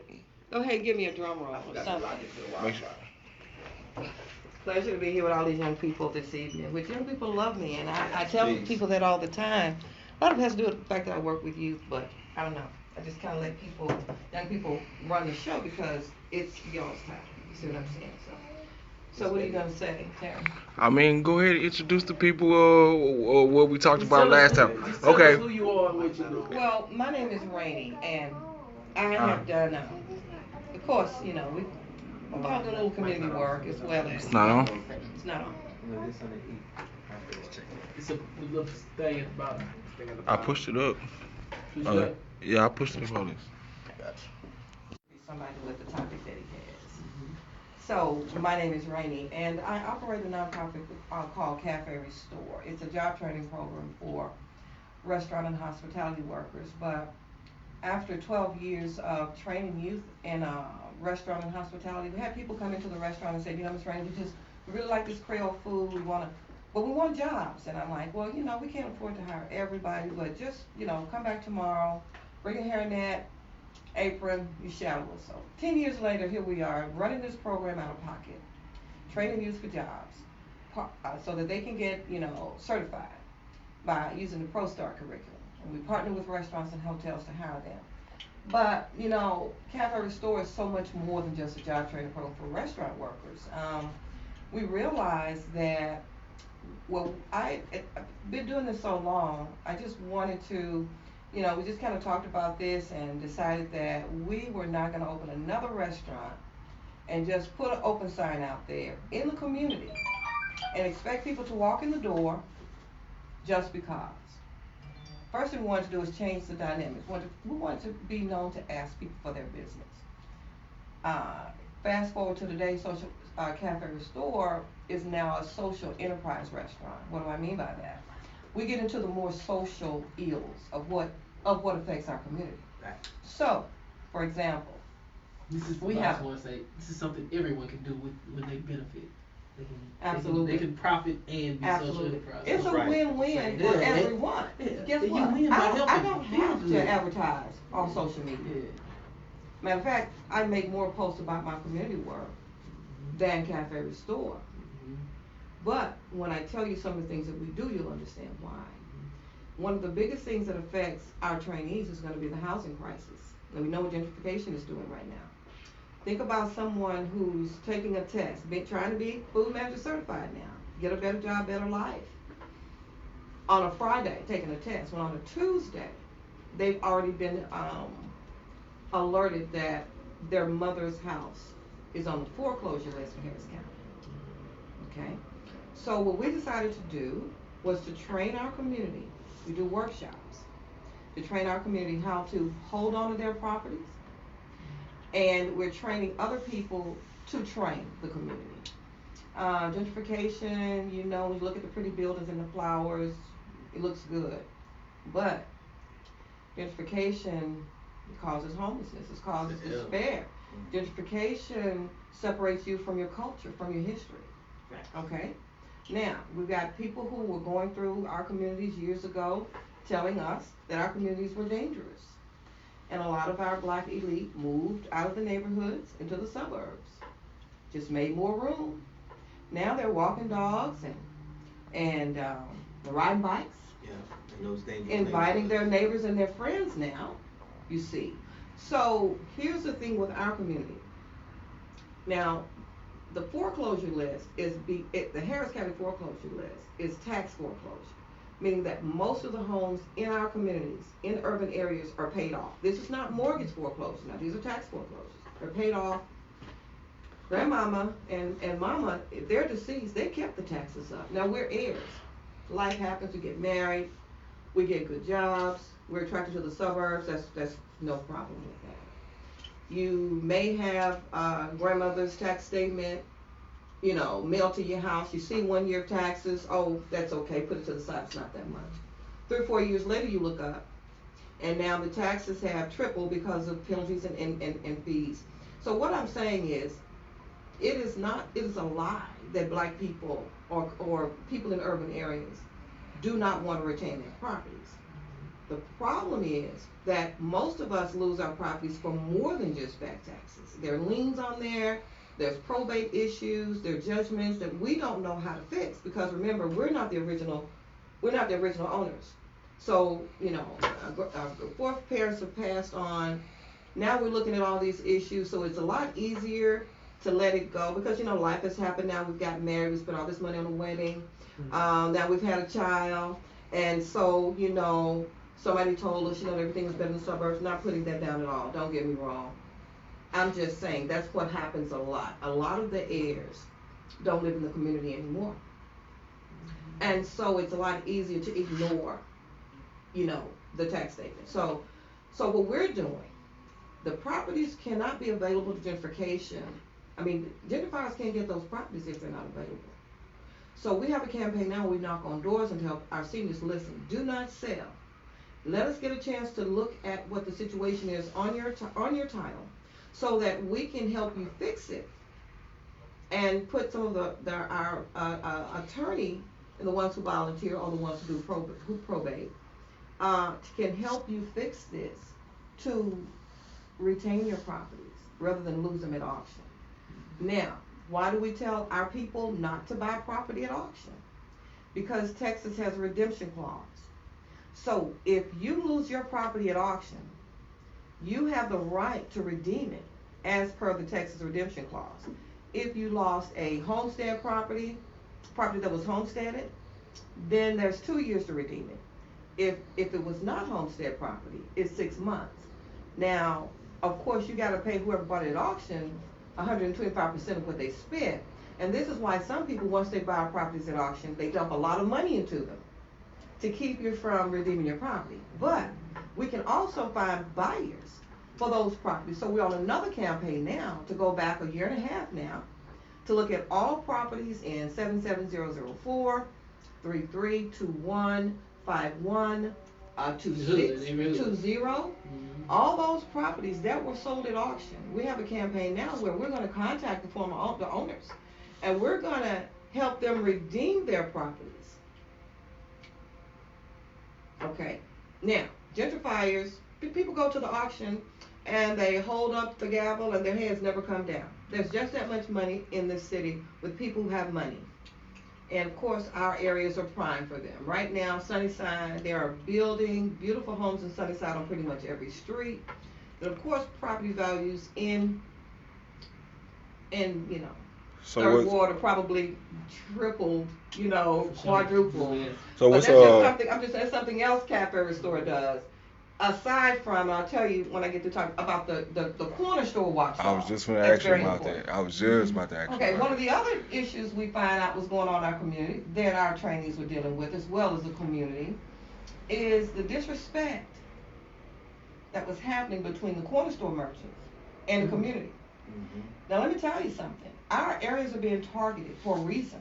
They're here for a reason. They can go anywhere in the city, but they still have a disdain for us. Although they park in our communities, they do not like us. Now, I gotta tell a story. Okay, go ahead. Right, so it's a corner store that the guy wouldn't sell us. It was like, this is back when we've been trying to organize people for a long time. So like 7 years ago, we go to Circle J and we telling everybody, hey, we'll put our money together and buy this corner store. How much would you sell it to us for? It's like the price doesn't matter. We know it make money. It could be $1 million. He's like, I wouldn't sell it. It make me too much money. I just don't want to be here. You don't want to be here. It make him all this money. That's what he focus on, the money part. Yeah, he don't let the black folks come. Yeah, he don't care who comes. He just don't. He wouldn't live in that area. You know what I'm saying? He wouldn't support that area. So what I'm telling people, like, look, we could stop shopping here, but I'm like, can't tell the whole hood to stop stopping here because they're not gonna do it. So what we started doing was running in the corner stores and searching the labels of what if they was selling any old food. We catch them like 5 times straight selling expired food. They end up selling it, but they sold it to their cousin or their brother or something like that. And that's another thing. You never know when the properties are available. It's done it's a network. You'll never get a chance to rent the space. There's never going to be a for rent sign on a location. Okay? The idea is to take from the community, not to help the community members make money. It is for them to make the money. There are too many stores in our community. Let me tell you something. That industry, it's $1 billion industry. And right now in 77004, there are 17 corner stores. That's considered corner stores. Now, corner stores and convenience stores are considered a little different in that convenience stores are more, they have to be at least 5,000 square feet.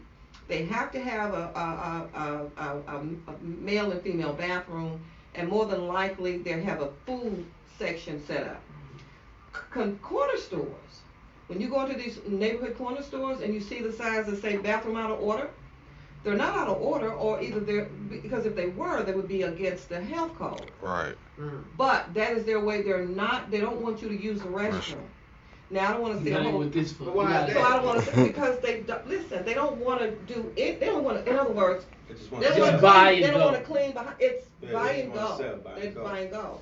Now, something is happening in the fact that may change a little bit, because now we're dealing with legislation to try to change that. But here's the thing: the disrespect is just so, it's major.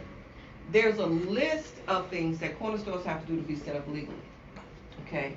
It's so easy to find weaknesses with them because they don't always do the right thing in our neighborhood because they think we don't care.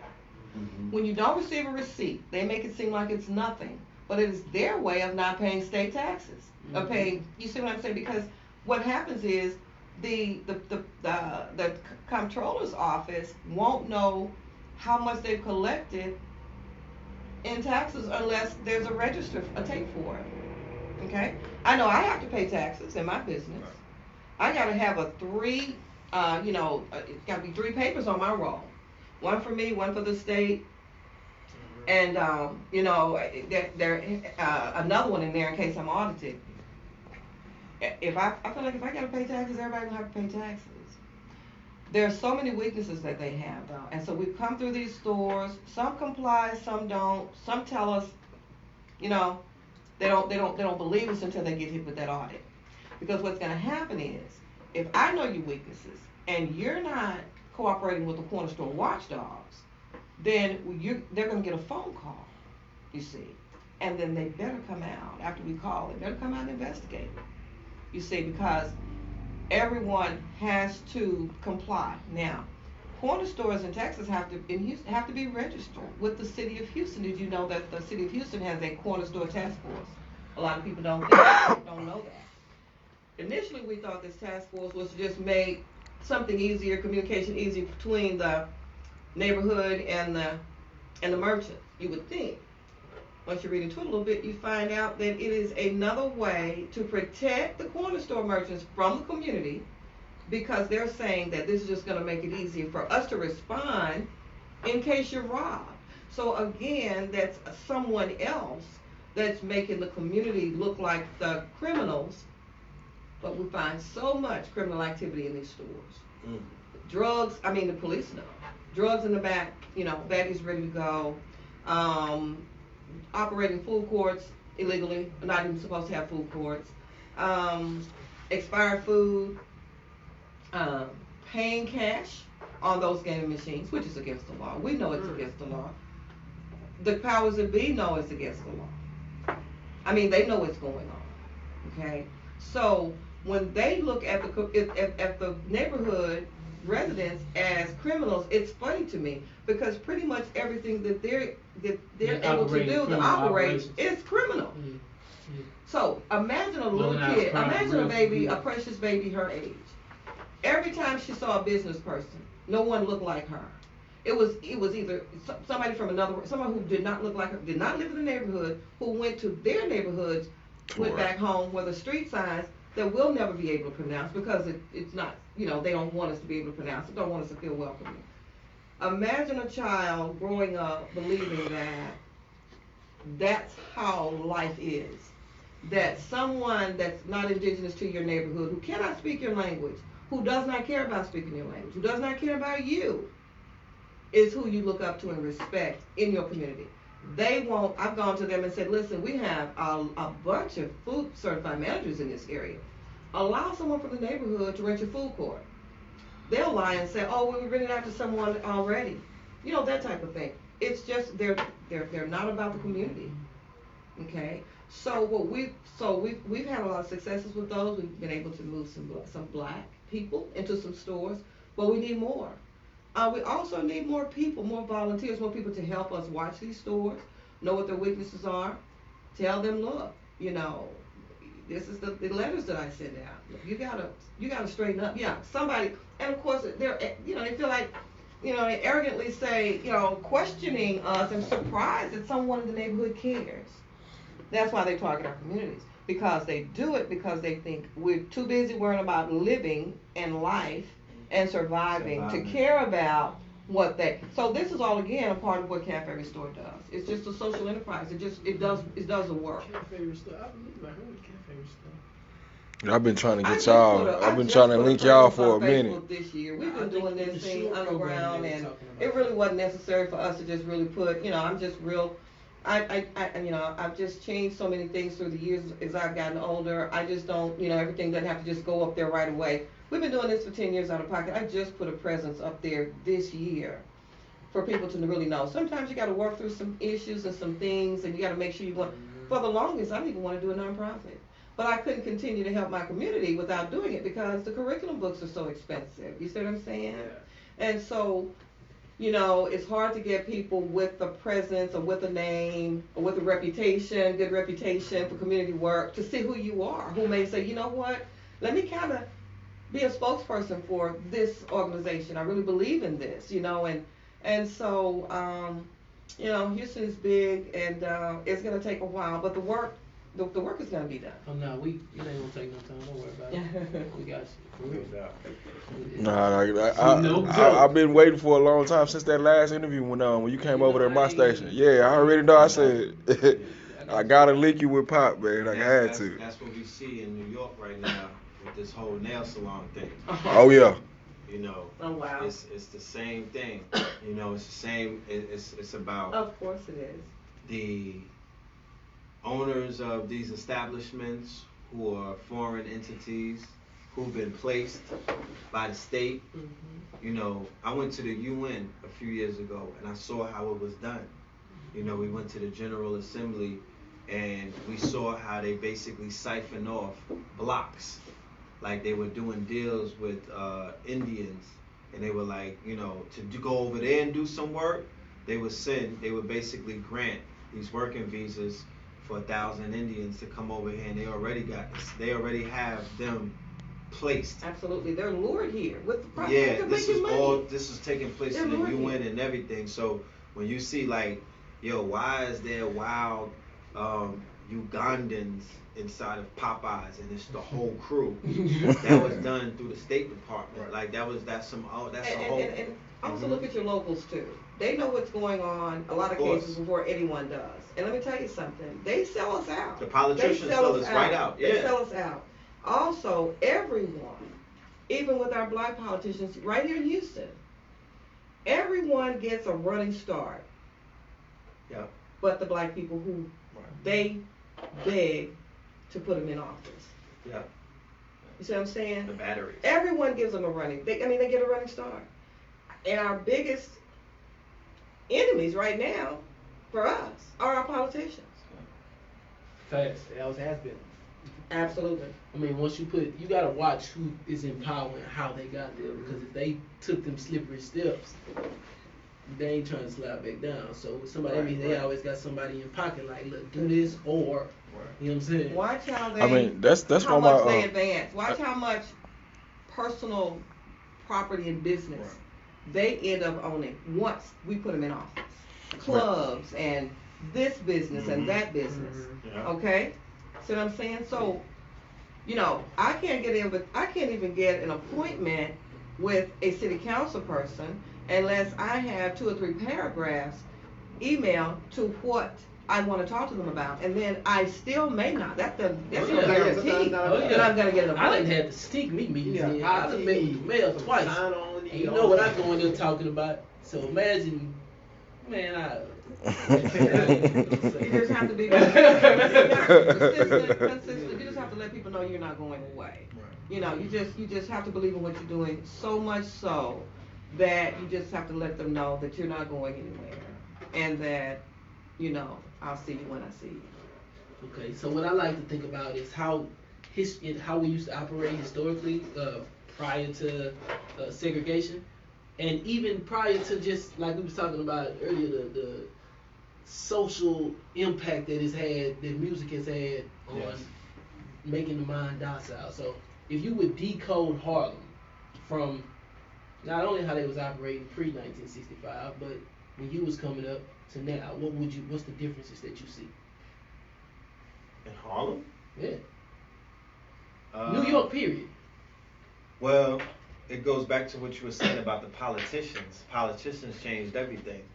Rudolph Giuliani coming in, he disposed of David Dinkins, which was a black mayor. But even when David Dinkins was in term, that's when New York was the murder capital of America, 1990.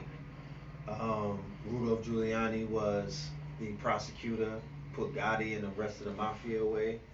But he committed a coup against David Dinkins. He brought the police and they basically rushed City Hall and held, David Dinkins hostage. And then later on, about a year or two later, he became mayor. That's 9/11, you know what I mean? He was behind all of that. He increased the prison population. He basically worked behind the scenes with all of this gentrification and whatnot. When Bill Clinton left office and came into Harlem, he broke the seal. He was brought in by Charlie Rangel and other people. There was no Europeans up there like that, of that stature, up into that level. He left that White House in disgrace, and he went amongst Negroes who patted him on the head and made him feel better about himself, and he commenced to the rapage. And Charlie Rangel, who has been in seat for about 40 plus years, is one of the biggest enemies of Black America. Not just because if Harlem goes, Black America goes. So Charlie Rangel basically sold that out. When Clinton came in there, that's when the box businesses came in. So Red Lobster, Disney, because Disney was there first. There was a CD store, I forgot the name of it. Then, all of Sam Goody, like all of these box stores that, they start disposing of mom and pops. They closed down the Mart. Giuliani was responsible. The Mart 125 was a black mall, like how y'all got y'all swap meets and whatnot. That was the epicenter of black businesses. They were helping to raise up small businesses to be $1 million businesses amongst themselves, the Dapper Dans of the world and all of that shit. They closed all of that down, pushed the vendors into the street, marginalized, their take, or marginalized their whole, what they can sell, all of that stuff. Gave a lot of the continental Africans the money that was allocated to Harlem, started bringing them in, and setting them up on 116th, setting them up, getting them right, while they were taking away from us. And then the Europeans, they came in through the corporate first, and then the artisans, you know how they come in through gentrification. They'll send in the LBGT and the artisan community first because they're non-threatening. They walking they poodles and shit, they painting shit, Now deadass, they come in with the arts, and then they bring in army intelligence. See, people don't know this about gentrification. They're not sending in their own people without intelligence. They bring in intelligence gathering. They're bringing in people who are crunching. They're bringing in people who are surveilling. They're finding out who's who. That's why they walking them dogs. And knocking on the doors of our seniors. Exactly. The first day we could walk outside after Harvey, the first day of the sun came out. When the sun came out. We were helping seniors pull carpet and padding out of their homes. People were knocking on their doors. Immediately. Telling them, well, your house is, we have to run, and my phone rang off the hook. Let's buy it. We couldn't even, they don't even have the wherewithal to just say, let me help you pull that padding up. It's always, they come scare with tactics with money. It's worth, and if we just run away. When we're feeding our seniors on Sundays, a couple of them will say, well, get the door for me. I get to the door, and here they are. And I asked him, I said, listen, no, she doesn't want to step. Let me ask you something. Can my brother and I leave right now and go to your community and knock the door without the police being called on us? Facts. I'll get shot at. So stay off these people's porch. That's just. And then we have people who are so tormented by their situation, victims of circumstance that. Yeah, they'll take advantage of it. They'll sign them reverse mortgages. And that's why we're making sure that doesn't happen to our seniors. Yeah, especially when these are the most grimiest people in the world. We've had new developers move next door to seniors whose homes have been paid off, who've lived in their homes for 50 years with no problems, had surveys from the beginning. Send them letters. They're very aggressive, saying that, we did a new survey for our new development and found out that your property, been there 50 years, encroaches 3 inches on ours, and we're going to take you to court. Yeah. Eminent domain. You know, but it wasn't even true. Just scare tactics. You see. So this is how you kind of reconcile this. Right after Black Wall Street happened, you know, we talk about that a lot because that was a very good reference.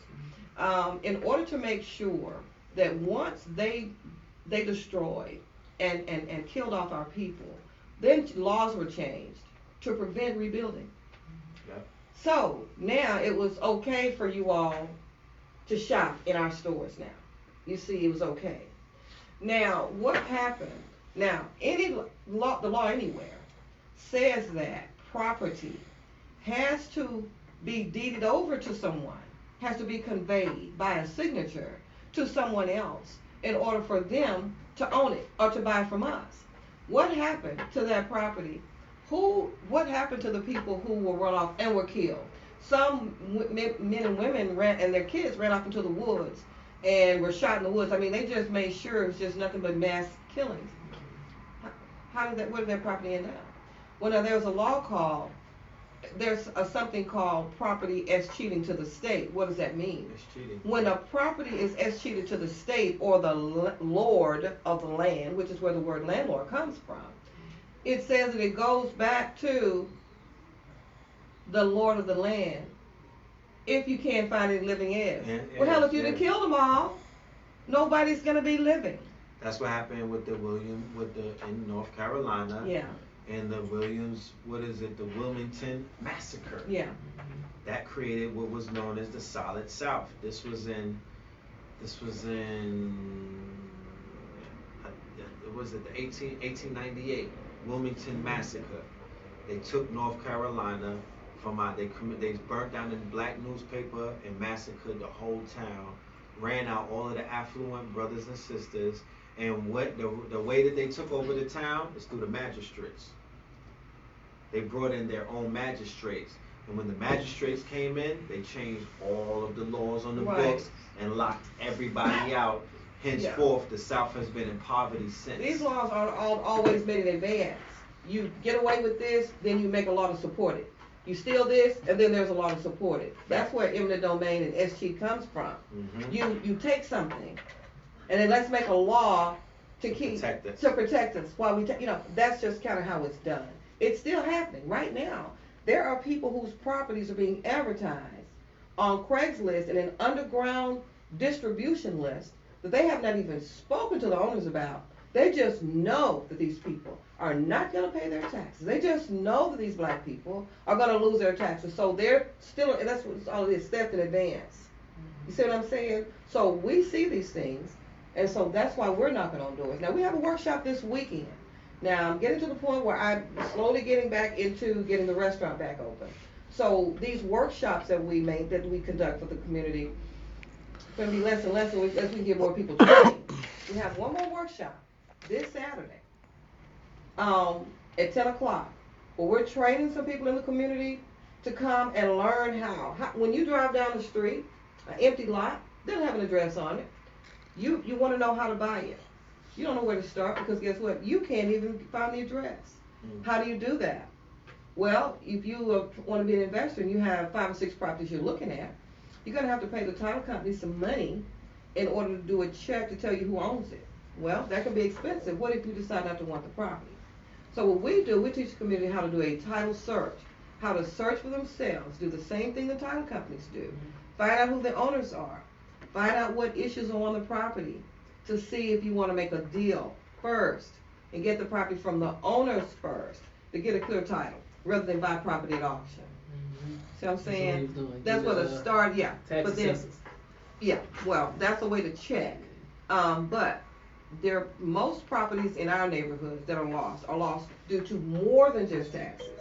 There are other issues that the heirs have no idea how to fix, you see. And so, or it costs money to fix, or a lot of money to fix, and they kind of put it to the side. So we're saying, let us take a look at all these situations and see how we can help and get some of this property back into the hands of our community. You see, because what happens is, when gentrification causes homelessness, then the gentrifiers have the nerve not to want to look at the homelessness that they've caused. Facts. Now the police are being called on. Mm-hmm. You see what I'm saying? I mean, it doesn't work for us. So I don't applaud gentrification. You know, I listen to my people, and that's all fine if you do.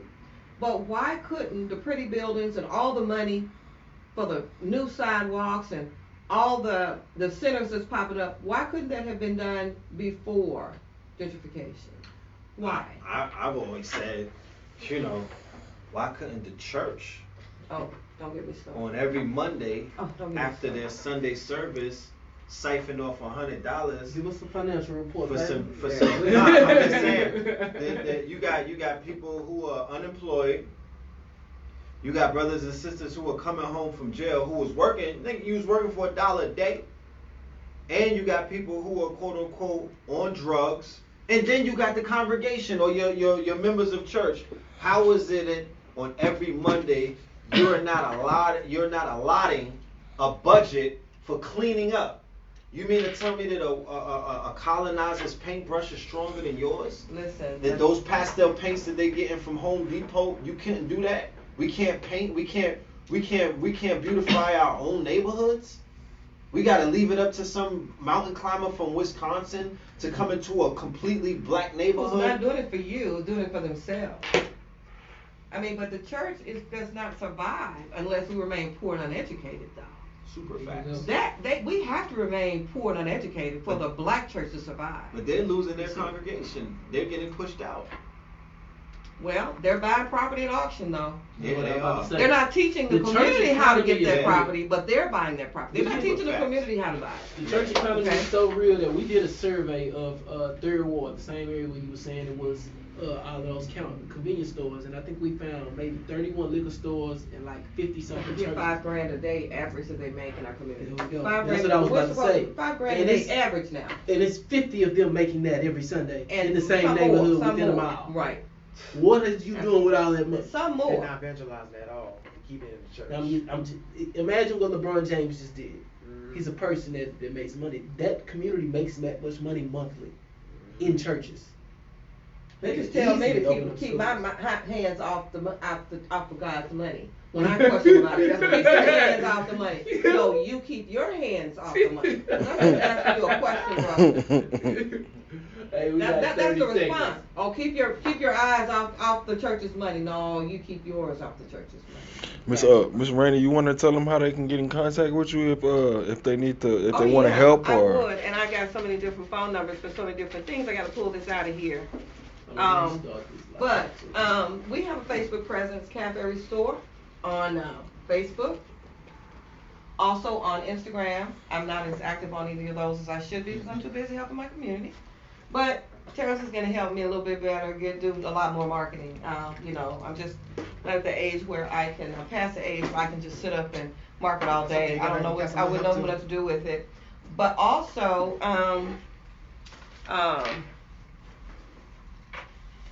I can be reached by email at Cafe Restore, read that number up, caferestore@yahoo.com.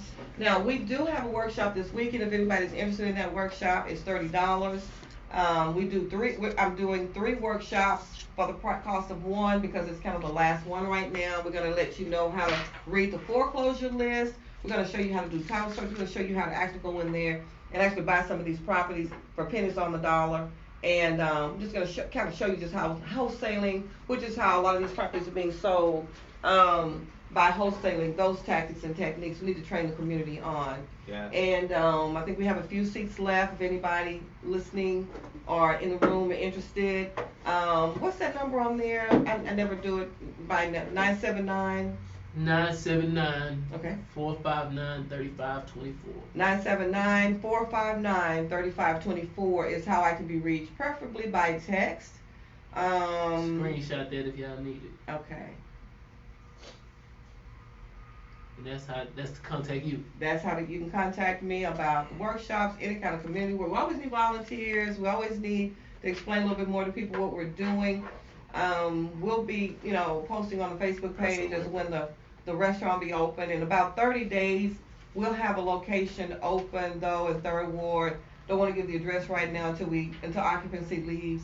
where we will be training our first set of people to start as they're going to be actually running Cafe Store. The group that we're going to be training in the location that we're opening up in a month are going to be actually the ones that are going to be the people, you know, the running the show for Cafe Store. And also we are importing some of our workers, our cooks, our trainers, and our training chef. We're importing from my home state of Louisiana. Okay. So, Okay, Red. That's people that they say, can you describe to them what your accessories mean? Well, what? Your accessories. Oh, my jewelry? Your copper. Okay, well, Protection stones. because this is all about energy, you know what I'm saying? Because this is all about, you know, tapping into what is already inside of you. You know, first of all, you'll see the copper a lot. You know what I mean? Copper is a conductor, right? Anything, any kind of electronics that you see operating has copper wiring, right? So the copper that I wear is for conducting the energy that I'm drawing, not only from the sun, but from within. Yeah. You dig what I'm saying? And then the silver is also used to become a conductor, because if you have copper and silver, you now have basically you can now create a charge. So I wear that. I'm also wearing what is known as crystal quartz. That is also an energy conductor, right? That is also quartz. You find quartz inside of all computers and everything. That's what a light is able to conduct through. Your phone has quartz. The machine has quartz. This hat right here is called a copper crown. And by placing it on my pineal, by having it on top of my head, because we've identified that when we breathe or when we receive energy, it's not coming from your nose, it's coming from the top down. It's coming from your crown chakra and it's being distributed through your body. So when you go out into the light, when you go out into the sun, this is all, I'm a solar being. Because I talked about it earlier that we are light beings, we're sentient energies. Dr. Sebi talked about the electric body, right? Our bodies are electric. We're electrical beings. Sure. So this is all about tapping into the energy. This is all about tapping into the sun. Now, going to the properties of the stone, not only as being a conductor or conduit, the same thing that a diamond does, like a diamond cuts. A piece of diamond will always cut glass. When you polish a diamond and shine it, it will always shine when the sun refract. It will always reflect light or refract light, right? So a diamond doesn't say, I don't want to be a diamond today. A diamond is not gender fluid. A diamond is a diamond. A diamond and copper and all of the stones, amethyst, citrine, they all have properties that they abide by because they don't have willpower. So these stones, some of them are used to take down energy. Some of them are used to repel certain kind of energy. Some of them are used to attract. Gold attracts. You Mr. T, you come through like Mr. T came through dripping. Let's go to V Live or whatever club you want to go to tonight. I'm going to put all my drip on. I guarantee you that I'm going to attract. When the light hits my step, when I start refracting light, I'm going to attract because that's what the carbon does. So these different stones have different properties. I wear different stones at different times.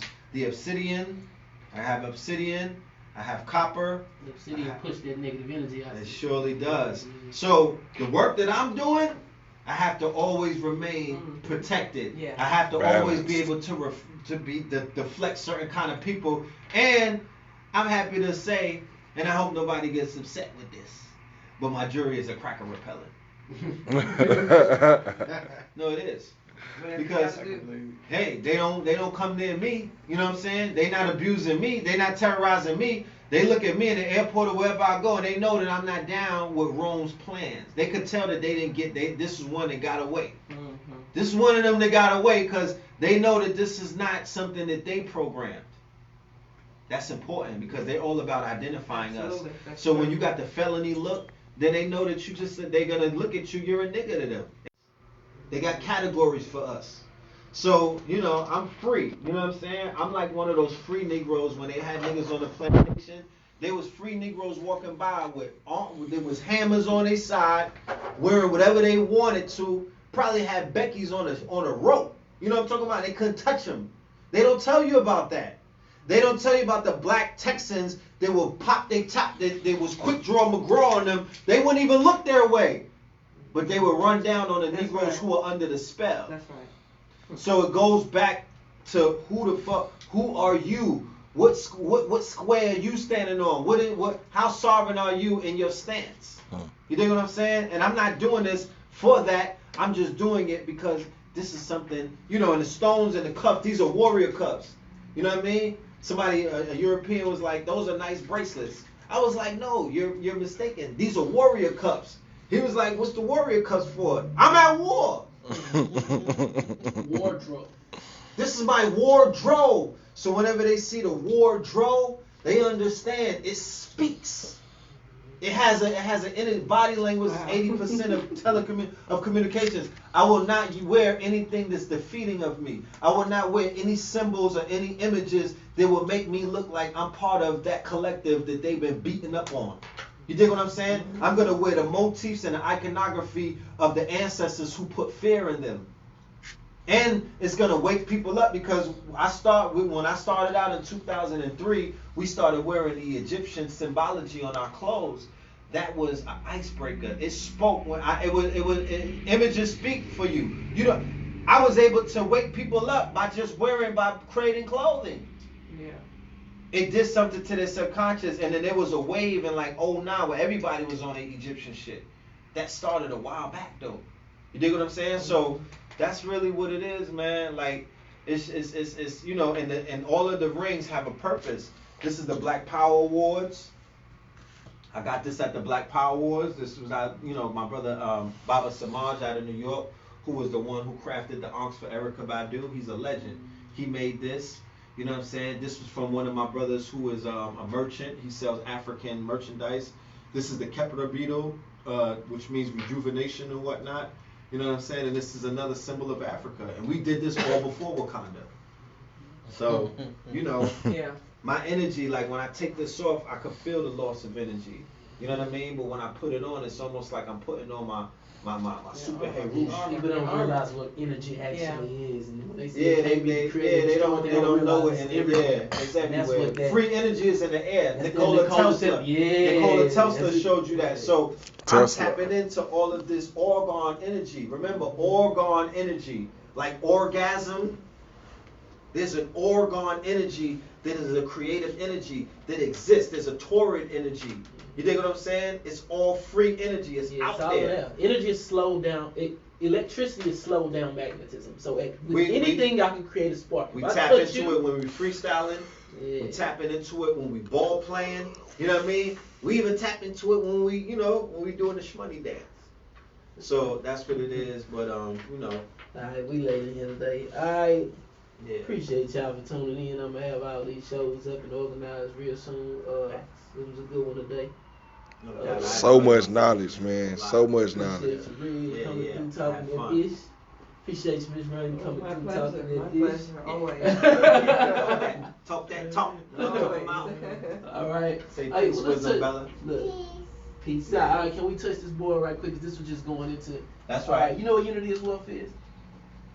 Okay, we basically created an association that creates an online digital economy, and it allows people anybody that does anything, whether it be Cafe Restore or Red Pill or Shifters or That's Debatable or anybody that does anything, any kind of public benefit corporations with social impact, to line up and say, hey, I need volunteers. Hey, I need this. We already got a team. Wonderful. That's you know what I'm saying? I So love that. this is the team. Anything I can do, let me know. Yeah, the membership is $20 a month, and it goes toward that we get about. Membership is $20 a month, and it goes towards that every month, basically. And it's an online education about self-help and wealth mastery courses. Wonderful. And it's an alignment of the nation, so we can organize properly how we're supposed to do. But we're just going into how nothing is what you really expect it to be. Nothing is what you think it is. Happiness isn't. Money doesn't equal happiness. Nope. Money doesn't equal fame. Nope. Fame doesn't equal friends, and friends do not equal followers. Not at all. That's the free game for the day. My thing was, the new success is inner peace. There you go. The new success is inner peace. Being able to look at yourself in the mirror before you go to sleep and be comfortable with who you are. You know what I'm talking about? So true. That is the new success. So That's true. why I know billionaires who want to kill themselves. Yeah, they Because jumping out the window. They can't stand who they see in the mirror because of what they had to do to get those billies. And you said peace is a new success? Is that Inner what you peace. said? Inner peace. Inner Okay. peace. Because I don't know what peace is, but Peace ain't good. I hate how they describe I know it. what inner peace is. Etymology of peace is just I being- understand. That's the word Yeah, you just probably being use. comfortable. More sense. Yeah, because a lot Man, of people. appreciate y'all, man. If y'all done kissed that knowledge, man. Sad for you, man. Sad for you. See y'all next Thursday, Pete.